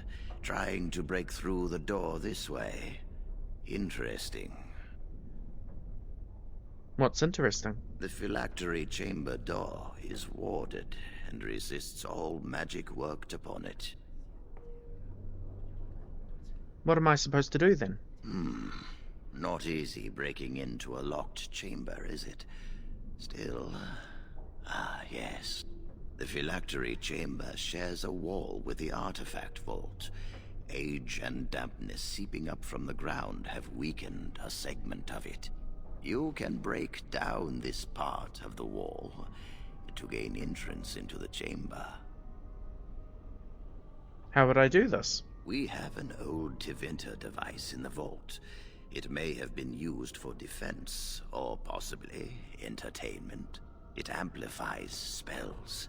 Use the rod on this artifact and aim it at the wall. So you do get a lot more information about what you need to do when you get there if you are working with Irving and have this conversation with him. One more thing. Do not be quick to suggest there is another way in. I don't want Lily and Jowan to suspect. Make it seem like you came up with the idea yourself. Here is the form with my stamp. Owain will release the rod to you now. Cool. So there we go. Before we go talk to Owain, there are a couple of other things I want to do. So let's head into this room here.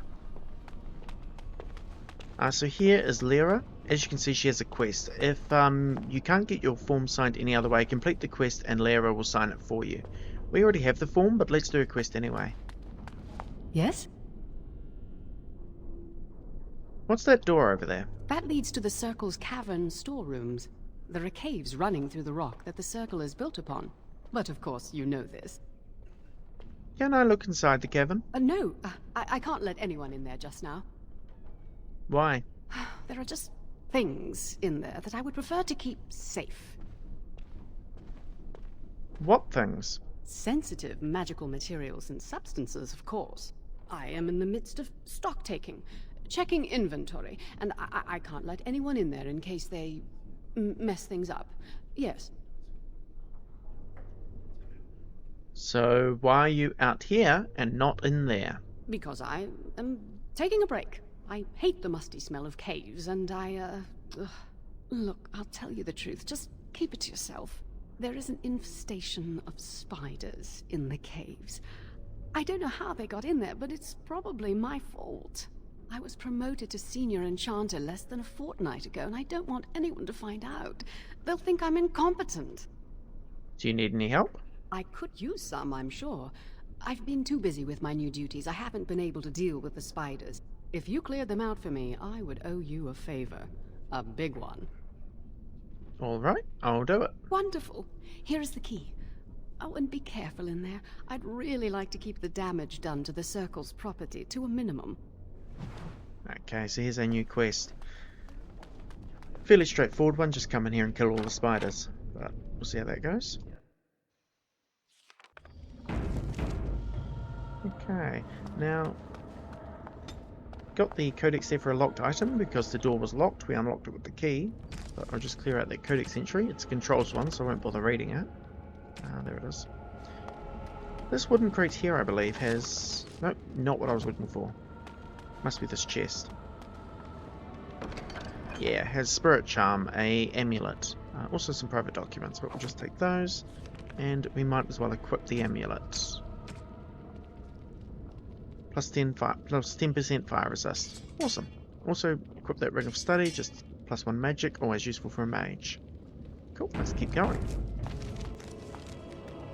This big area is a loop, so you can't really get lost in here. Just pick a direction and follow the path. Oh, here we go, spider.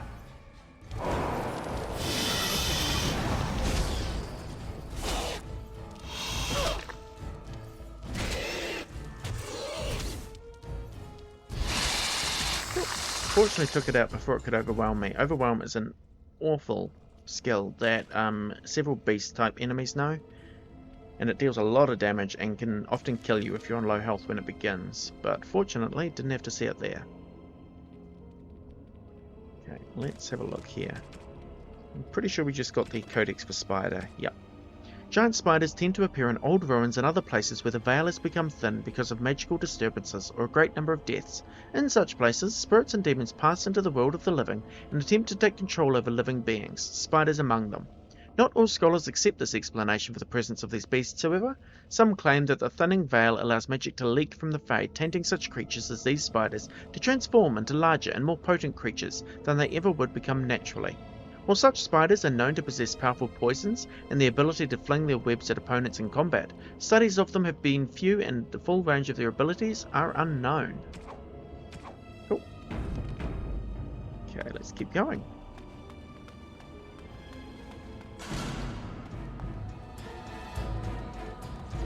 It's a poisonous spider, which unfortunately throws me, which is really annoying. Because I'm about to die, actually. Pretty sure. Okay, I managed. There's the overwhelm attack. As you can see, it is really annoying, and you kind of need your companions to take out the spider before it kills you. But this encounter is going awfully. Anyway, let us try and deal with it now. Only just kind of managed to scrape by there. Probably should have killed me, to be honest, but that's okay. Okay, let's try and freeze him. I don't really want to use my last health poultice unless I need to.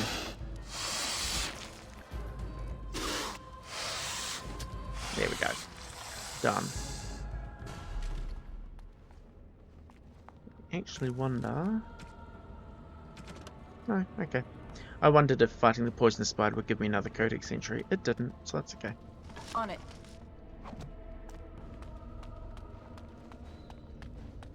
And now I think this wooden crate here has something... No. There's another one around this area that has another interesting item. But it wasn't that one, so let's just keep going.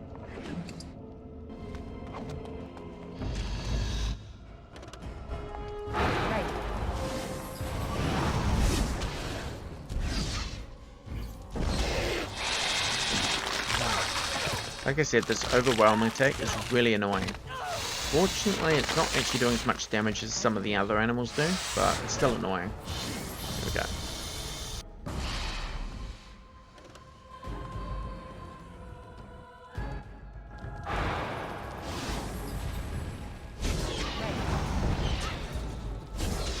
Desperation is an ugly perfume. Cool. That fight with the poisonous spider was definitely the hardest fight in the cave, so the rest just kind of come at you in single enemy at a time. As you wish. This one here was the chest I was thinking of with the Fade Striders. So if we have a look at those, the Fade Striders, +1 magic, so better than what I'm currently wearing. There we go.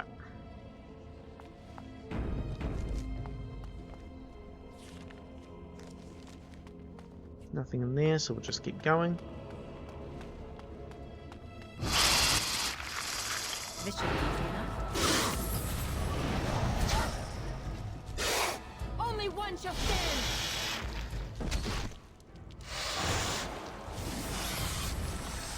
As you wish. Iced Band. Cold resistance, cool. I actually think I have a spare space for that. I do. Here we are.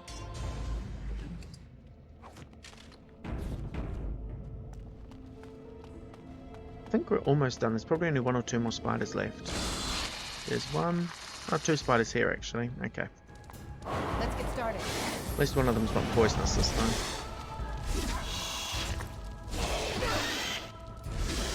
Time for some fun. Cool.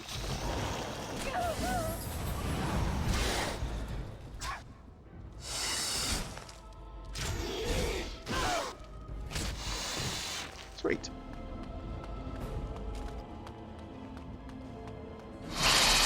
I'm pretty sure this is the last spider to fight, so let's take it out, and then we will return to the senior enchanter. There we go. And as you see there, we got a quest update because that was the last spider. So cool, let's get out of these caves.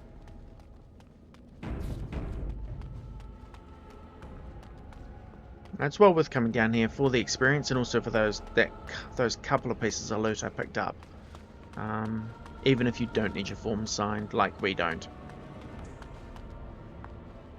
Plus, I believe if you don't need your form signed, Liara actually does give you a reward, whereas if you need your form signed, that's the only reward you get for doing the quest. You're back. Are the spiders gone? I've dealt with your infestation. Really? Oh, that's wonderful.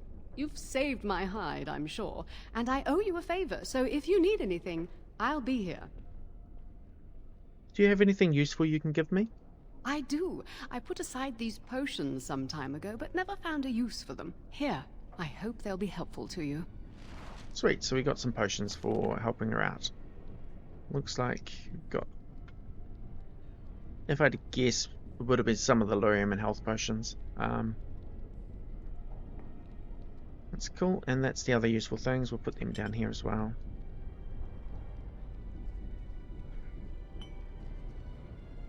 Always good to have them easy to access. So there we go. Okay, with that quest done, we're now going to return to Jowan and give him... Oh no, return to Owen, I think. Yep, I need to get the Rod of Fire. Welcome to the Circle's stockroom of magical items. Everything looks to be in order. Here is the rod you requested. Okay, well, that was easy. So now we can go talk to Jowan.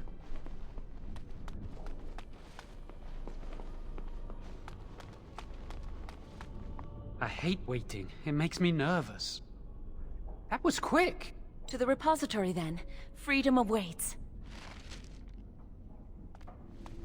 Okay, so now we need to go to the repository, which is down in the basement. So that's on the lowest floor, I'm pretty sure. And Lily and Jowan have joined your party. So Jowan has some different spells to us. He has Flame Blast and Flaming Weapons, as well as Weakness. Lily, I believe, is a rogue. Yeah, she's got Stealth and Dirty Fighting as her skills.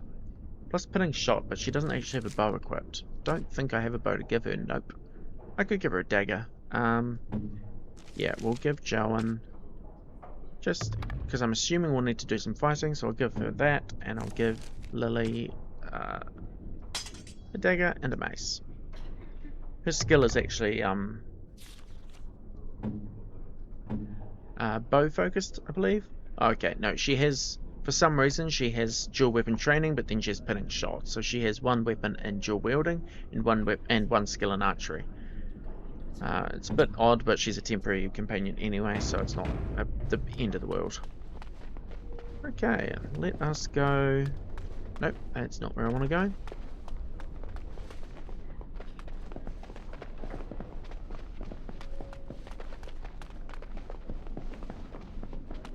I've definitely gone the long way.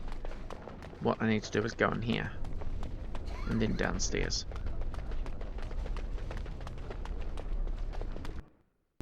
I'm just kind of keeping the highlight everything button on, just in case I did miss a random codex entry. I think I got them all though. And there were certainly a lot of codex entries in this origin, I know that. And unfortunately that's partly because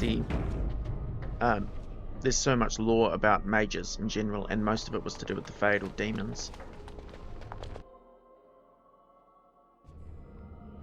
Okay, here we are in the basement. The Chantry calls this entrance the Victim's Door.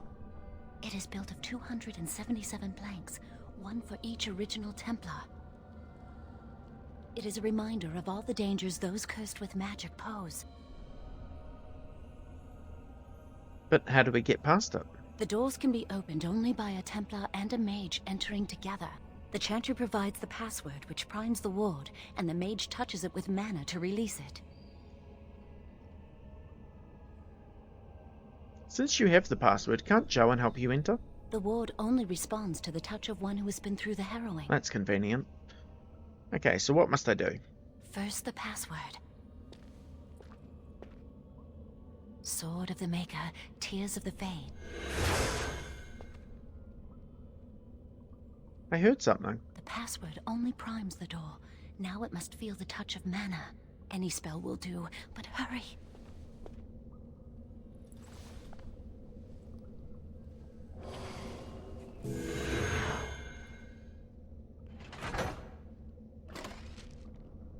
Cool. Well, there's the first door down. Let's check out the second door. Do you have the rod with you? Melt the locks off. Use the rod on the locks. What's the matter? Why isn't it working? I don't know. Lily, something's not right. I can't cast spells here. Nothing works. These wards carved into the stone. This must be the Templars' work. They negate any magic cast within this area. I should have guessed. Why would Gregor and Irving use simple keys for such a door? Because magical keys don't work. How do you keep mages away from something? Make their powers completely worthless. That's it then. We're finished. We can't get in. That door over there, where does it lead? I don't know. Do you think it's another way in? That door probably leads to another part of the repository. What are the chances of there being another entrance? Do we have a choice? No. I'll take any chance I can get. We can't get into the chamber the way we planned, but we're not about to give up. We can see where this door leads, but I don't think it'll be easy. It looks locked for one. Onward then. Let's hurry. We've wasted enough time. Okay. I'm not giving up. We've come too far.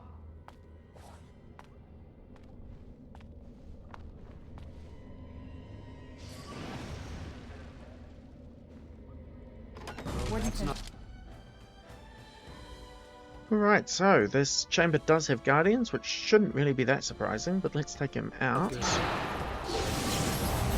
to make this quick.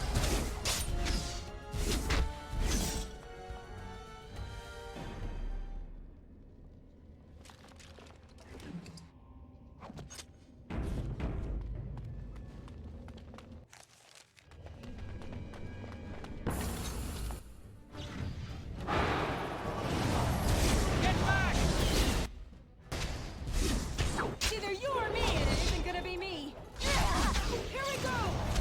I'm more dangerous than I look. Oh, took him out. I also see we're almost at a level up, so hopefully we'll get that in the next encounter. Right.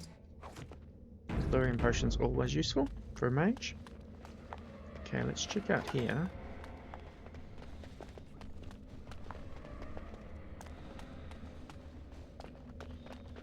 On it.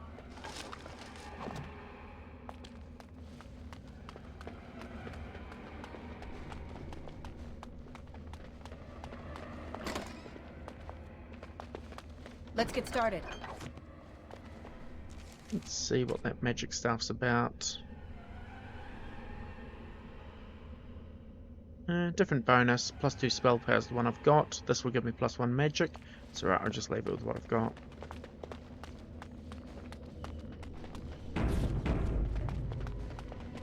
Right. Okay, there's more sentinels.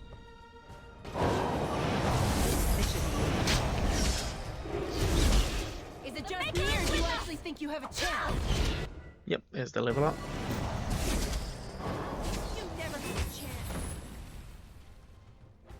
Okay, well let's have a quick look at that level up.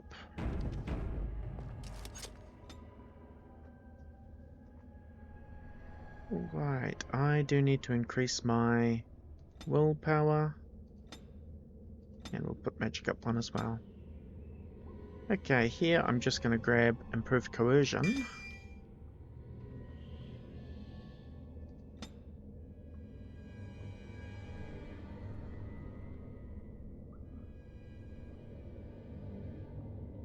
And frost weapons.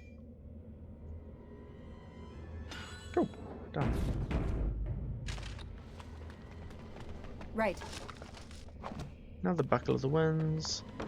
And a magic staff. That's fine.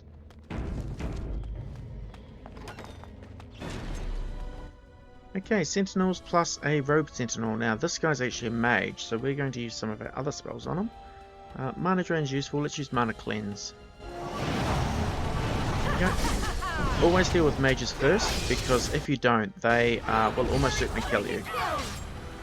Because their spells can be extremely powerful, and things like a fireball not only does a lot of damage, it also knocks you over and means that any other enemies have an easy time attacking you as well. Let's make this quick, shall we? So always focus on the mages. It's my general rule. And fortunately this character with mana drain and mana cleanse, not really spells I've ever really used before, so I'm quite interested to see how they function. But with mana cleanse in particular, enemy mages quite easy to nullify, at least they seem to be. We'll see how it goes. Ah, deep stalkers. We've got the Codex Entry ranked creatures as well.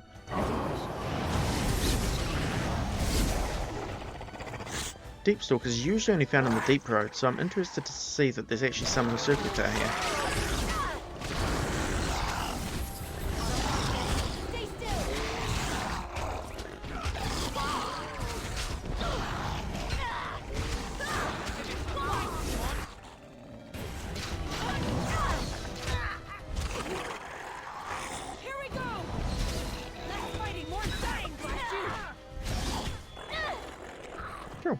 I do believe we got the codex entry for them. I'll have a look at that in a second.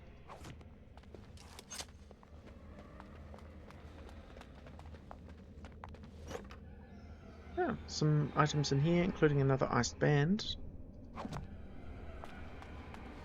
Okay, journal, codex. Deep Stalker. A fool trusts his eyes, a wise man fears every rock is a Deep Stalker. Dwarven saying. Possibly the strangest of all the creatures found in the deep roads is the Deep Stalker. 'Tis paedum, as the dwarves call them, hunt in packs, generally by burrowing underground and then striking when their prey is in their midst. Stalkers come in several types. Spitters have venom glands and can spit secretions that slow or injure their prey. Jumpers hurl themselves at their targets, knocking them down and making the kill easier. The most common variety scares its prey, leaving the unfortunate victim helpless against the rest of the pack. Yeah, like I said, usually found on the deep roads. And ranked creatures, that's because the Deep Stalker leader was a little bit of a tougher creature. Okay, cool. Anything else of interest down here? Doesn't look like it. No, let's keep going then.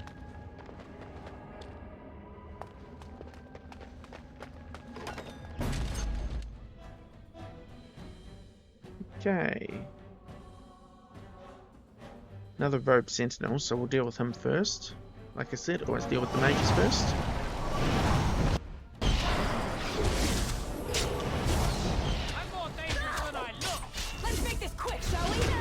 There we go, took him out. Show me what you got. Looking for trouble, always. Why can't this be easier?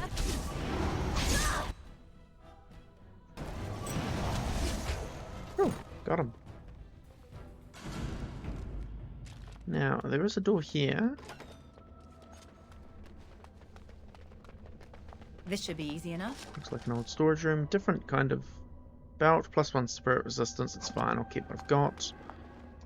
And a crate with another amulet. Quite useful. Has a few different resistances. And a potion. Oh, that's it. So let's keep going.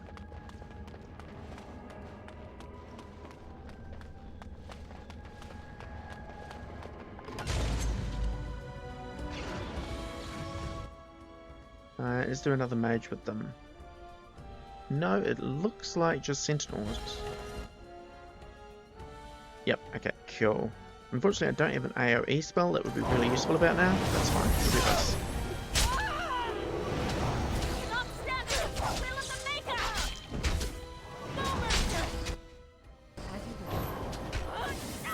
Desperation is an ugly perfume.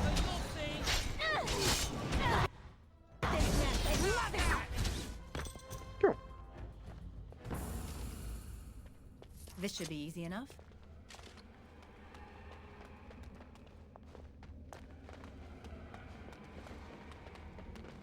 Okay, the wooden crate here. Just a deep mushroom, that's fine. And the chest. On it. Another magic staff. Certainly don't need that, but that's okay. Okay, there is a rope sentinel here, so we know the drill. Nullify the magic.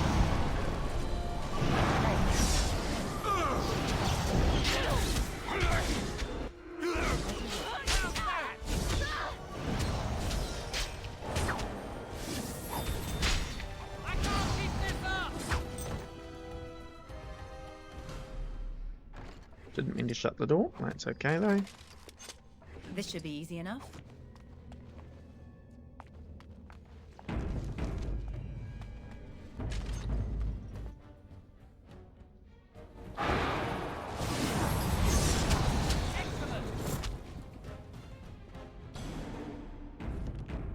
Okay, maybe just wait here while my magic regenerates.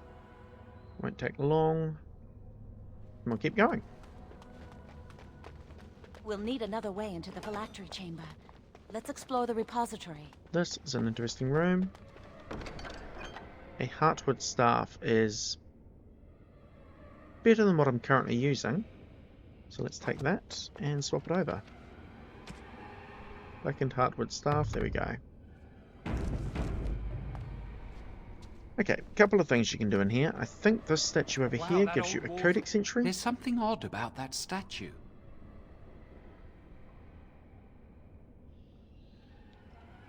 I wonder who the statue is. Greetings. Maker's breath, did it just say something? I am the essence and spirit of Eleni Zenobia, once consort and advisor to Archon Valerius. Prophecy my crime, cursed to stone for foretelling the fall of my lord's house. Archon Valerius? I'm not sure. The Archons were the lords of the Imperium. Forever shall you stand on the threshold of my proud fortress, he said, and tell your lies to all who pass. But my lord found death at the hands of his enemies, and his once proud fortress crumbled to dust, as I foretold. A Tevinter statue! Don't listen to it. The Tevinter lords dabbled in many forbidden arts. This is a wicked thing. How did a Tevinter statue get here? It must have been here for years. Look at the dust. I feel a little sorry for it. Her. Weep not for me, child. Stone they made me, and stone I am, eternal and unfeeling. And I shall endure till the Maker returns to light their fires again. I think we should leave it alone. Come on, Jowan, let's go. Yep, so Codex Tevinter Imperium. The Imperium is little more than a dilapidated old slattern, crouching in the far north of Thedas, drunkenly cursing at passers-by to recall her faded beauty. One can see that Minrathous was once the centre of the world. The vestiges of her power and artistry yet stand, but they are buried in the layers of filth that the Imperium's decadence has accumulated over the ages. The Magocracy live in elegant stone towers literally elevated above the stench of the slaves and peasants below. The outskirts of Minrathous are awash in a sea of refugees turned destitute by the never-ending war between the Imperium and the Qunari. And yet the Imperium survives. Whether with sword or magic, Tevinter remains a force to be reckoned with. Minrathous has been besieged by men, by Qunari, by Andraste herself, and never fallen. From In Pursuit of Knowledge, of the Travels of a Chantry Scholar by Brother Genitivi. Okay, I think that's the only thing to do here, except the main quest. Now, as Irving already told us, what we need to do is use this artifact. What do you think this does? Why does the Circle keep so many Tevinter artifacts in storage? It's history, Lily. And it's fascinating.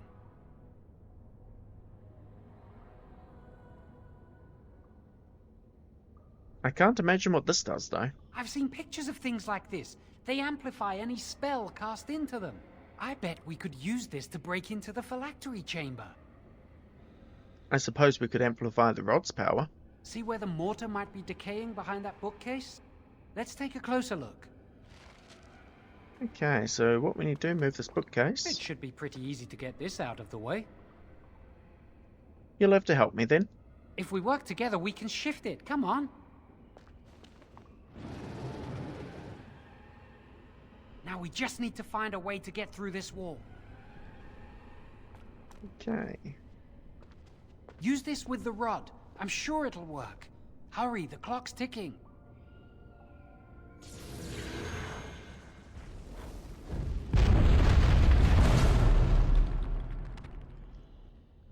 Perfect. Alright, let's keep going. This is the phylactery chamber. We must find Jowan's phylactery, quickly. Let's look around then. It shouldn't be hard to find. There aren't many phylacteries here. Okay, sentinels, are any of them roped? No, but there is a sentinel guardian. What I'm actually going to do is take out the foot soldiers first, and then we'll deal with the slightly stronger boss. Or enemy, it's not really a boss level enemy. It did stun me though, which is just annoying.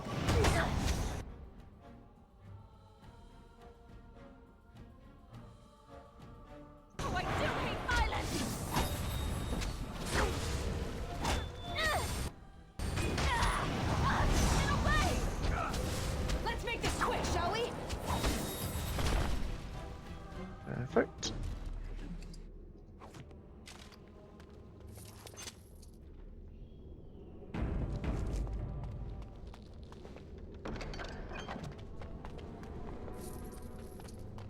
This one here was the original door that we couldn't open. So no need to go through that.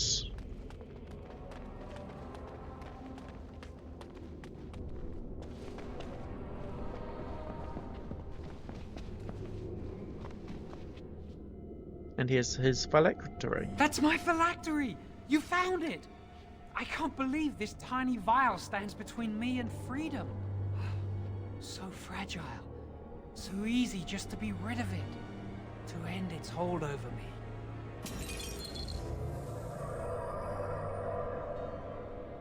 And I am free. Then let us move on. I do not want to stay here a moment longer. Okay, well there we go, quest done. But as we know, since we are siding with Irving here, it's not going to be that easy to get out.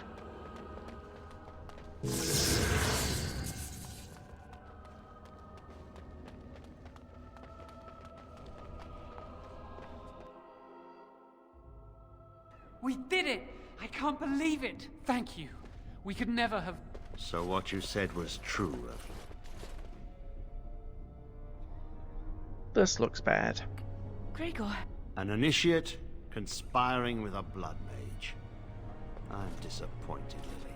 She seems shocked, but fully in control of her own mind. Not a thrall of the blood mage, then. You were right, Irving. The initiate has betrayed us. The Chantry will not let this go unpunished. And this one. Newly a mage and already flouting the rules of the Circle. It's not her fault. This was my idea. She is here under my orders, Gregor. I take full responsibility for her actions. Wait, you led us into a trap? Your actions were misguided, Jowan. Don't you dare speak to me. Enough. As Knight Commander of the Templars here assembled, I sentence this blood mage to death. And this initiate has scorned the Chantry and her vows. Take her to Aenar. The Mage's prison. No. Please, no.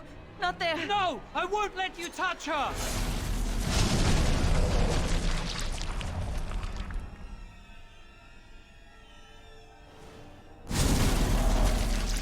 So after all that, turns out Jowan did dabble in blood magic. By the Maker. Blood magic. How could you? You said you never... I admit, I dabbled. I thought it would make me a better mage. Blood magic is evil, Jowan. It corrupts people.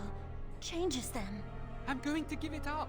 All magic. I just want to be with you, Lily. Please come with me. I trusted you. I was ready to sacrifice everything for you. I don't know who you are, Blood Mage. Stay away from me. Are you all right? Where's Gregor? I knew it. Blood magic. But to overcome so many, I never thought him capable of such power.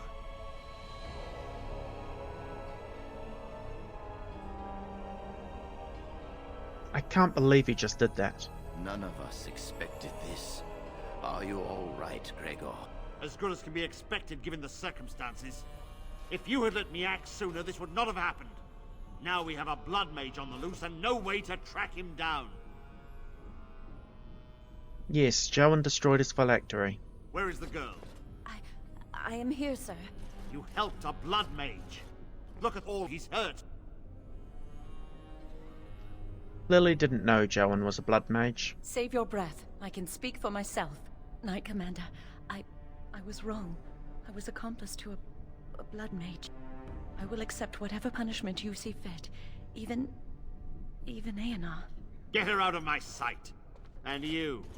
You were in a repository full of magics that are locked away for a reason. Did you take anything important from the repository? So here you either have to give back the staff I'm currently using, or you have to pass a persuade check to lie. I guess we'll see if the persuade works. Very well. I believe you. Okay. But your antics Nice. have made a mockery of this circle. What are we to do with you? Nothing. I was just doing as I was told. As I said, she was working under my orders. And this improves the situation? The phylactery chamber is forbidden to all save you and me. I had my reasons. You're not all-knowing, Irving. You don't know how much influence the Blood Mage might have had. How are we to deal with this? Knight Commander, if I may, I'm not only looking for mages to join the King's army, I'm also recruiting for the Grey Wardens. Irving spoke highly of this mage, and I would like her to join the Warden ranks. What? You've promised him a new Grey Warden? She has served the Circle well. She would make an excellent Grey Warden. We look for dedication in our recruits. Fighting the Darkspawn requires such dedication, often at the expense of all else. I object. You say she operated under your instructions, Irving. But I do not trust her. I must investigate this issue, and I will not release this mage to the Grey Warden. If the Grey Wardens will have me, I will gladly go. Rhaegar, mages are needed. This mage is needed. Worse things plague this world than blood mages. You know that. I take this young mage under my wing and bear all responsibility for her actions. This mage does not deserve a place in the Order. Why? Do we not reward service? This mage has served the Circle well. You have an opportunity few even dream of. Do not squander it. So, I am to be a Grey Warden. Yes. Be proud, child. You are luckier than you know. Thank you for everything, First Enchanter. Come. Your new life awaits.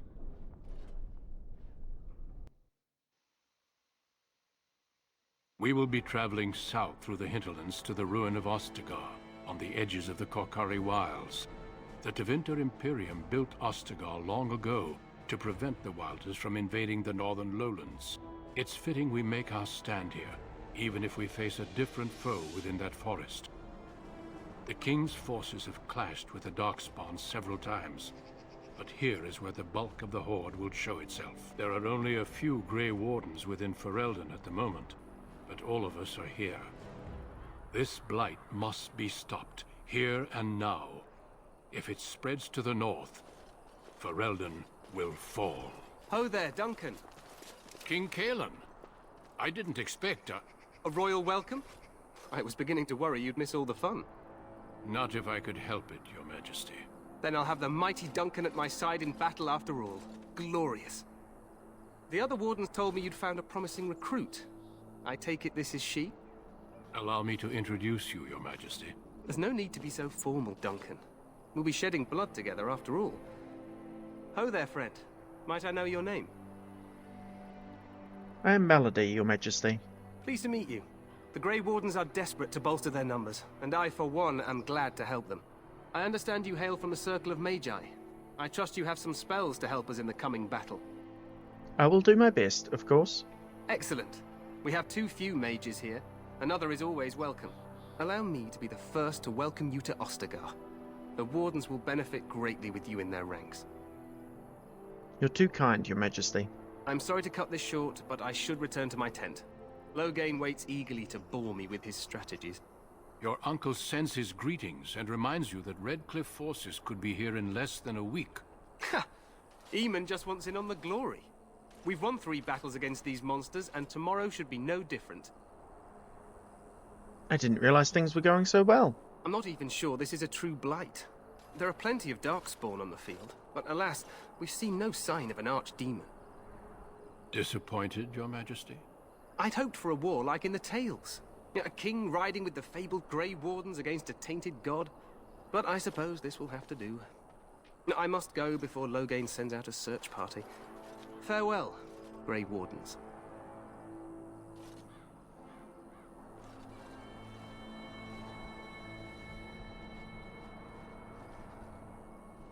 What the king said is true. They've won several battles against the Darkspawn here. Yet you don't sound very reassured. Despite the victories so far, the Darkspawn horde grows larger with each passing day. By now they look to outnumber us. I know there is an archdemon behind this, but I cannot ask the king to act solely on my feeling. What would you have him do? Wait for reinforcements. We sent a call out west to the Grey Wardens of Orlais, but it will be many days before they can join us. Our numbers in Ferelden are too few. We must do what we can, and look to Teyrn Loghain to make up the difference. To that end, we should proceed with the joining ritual without delay. What do you need me to do? Feel free to explore the camp here as you wish. All I ask is that you do not leave it for the time being. There is another Grey Warden in the camp by the name of Alistair. When you're ready, seek him out and tell him it's time to summon the other recruits. Until then, I have business I must attend to. You may find me at the Grey Warden tent on the other side of this bridge, should you need to. Alrighty. If you couldn't tell, this is the point where all the origin stories converge into one plotline. We are getting many codexes as well as a couple of achievements and some new quests. So let us have a quick look at the achievements we just received. So Harrowed is for completing the Mage origin story. The other one is Bloodied, completed an origin story without the main character ever falling in battle. There are several achievements, these ones here, that require you to basically finish the entire game without your main character falling in battle, so I will be trying my best to get those. We'll see how we go. Alright, as for the codex entries, we'll look at those next time, because I think this episode has been more than long enough, so thank you for watching, and I hope to see you in the next episode.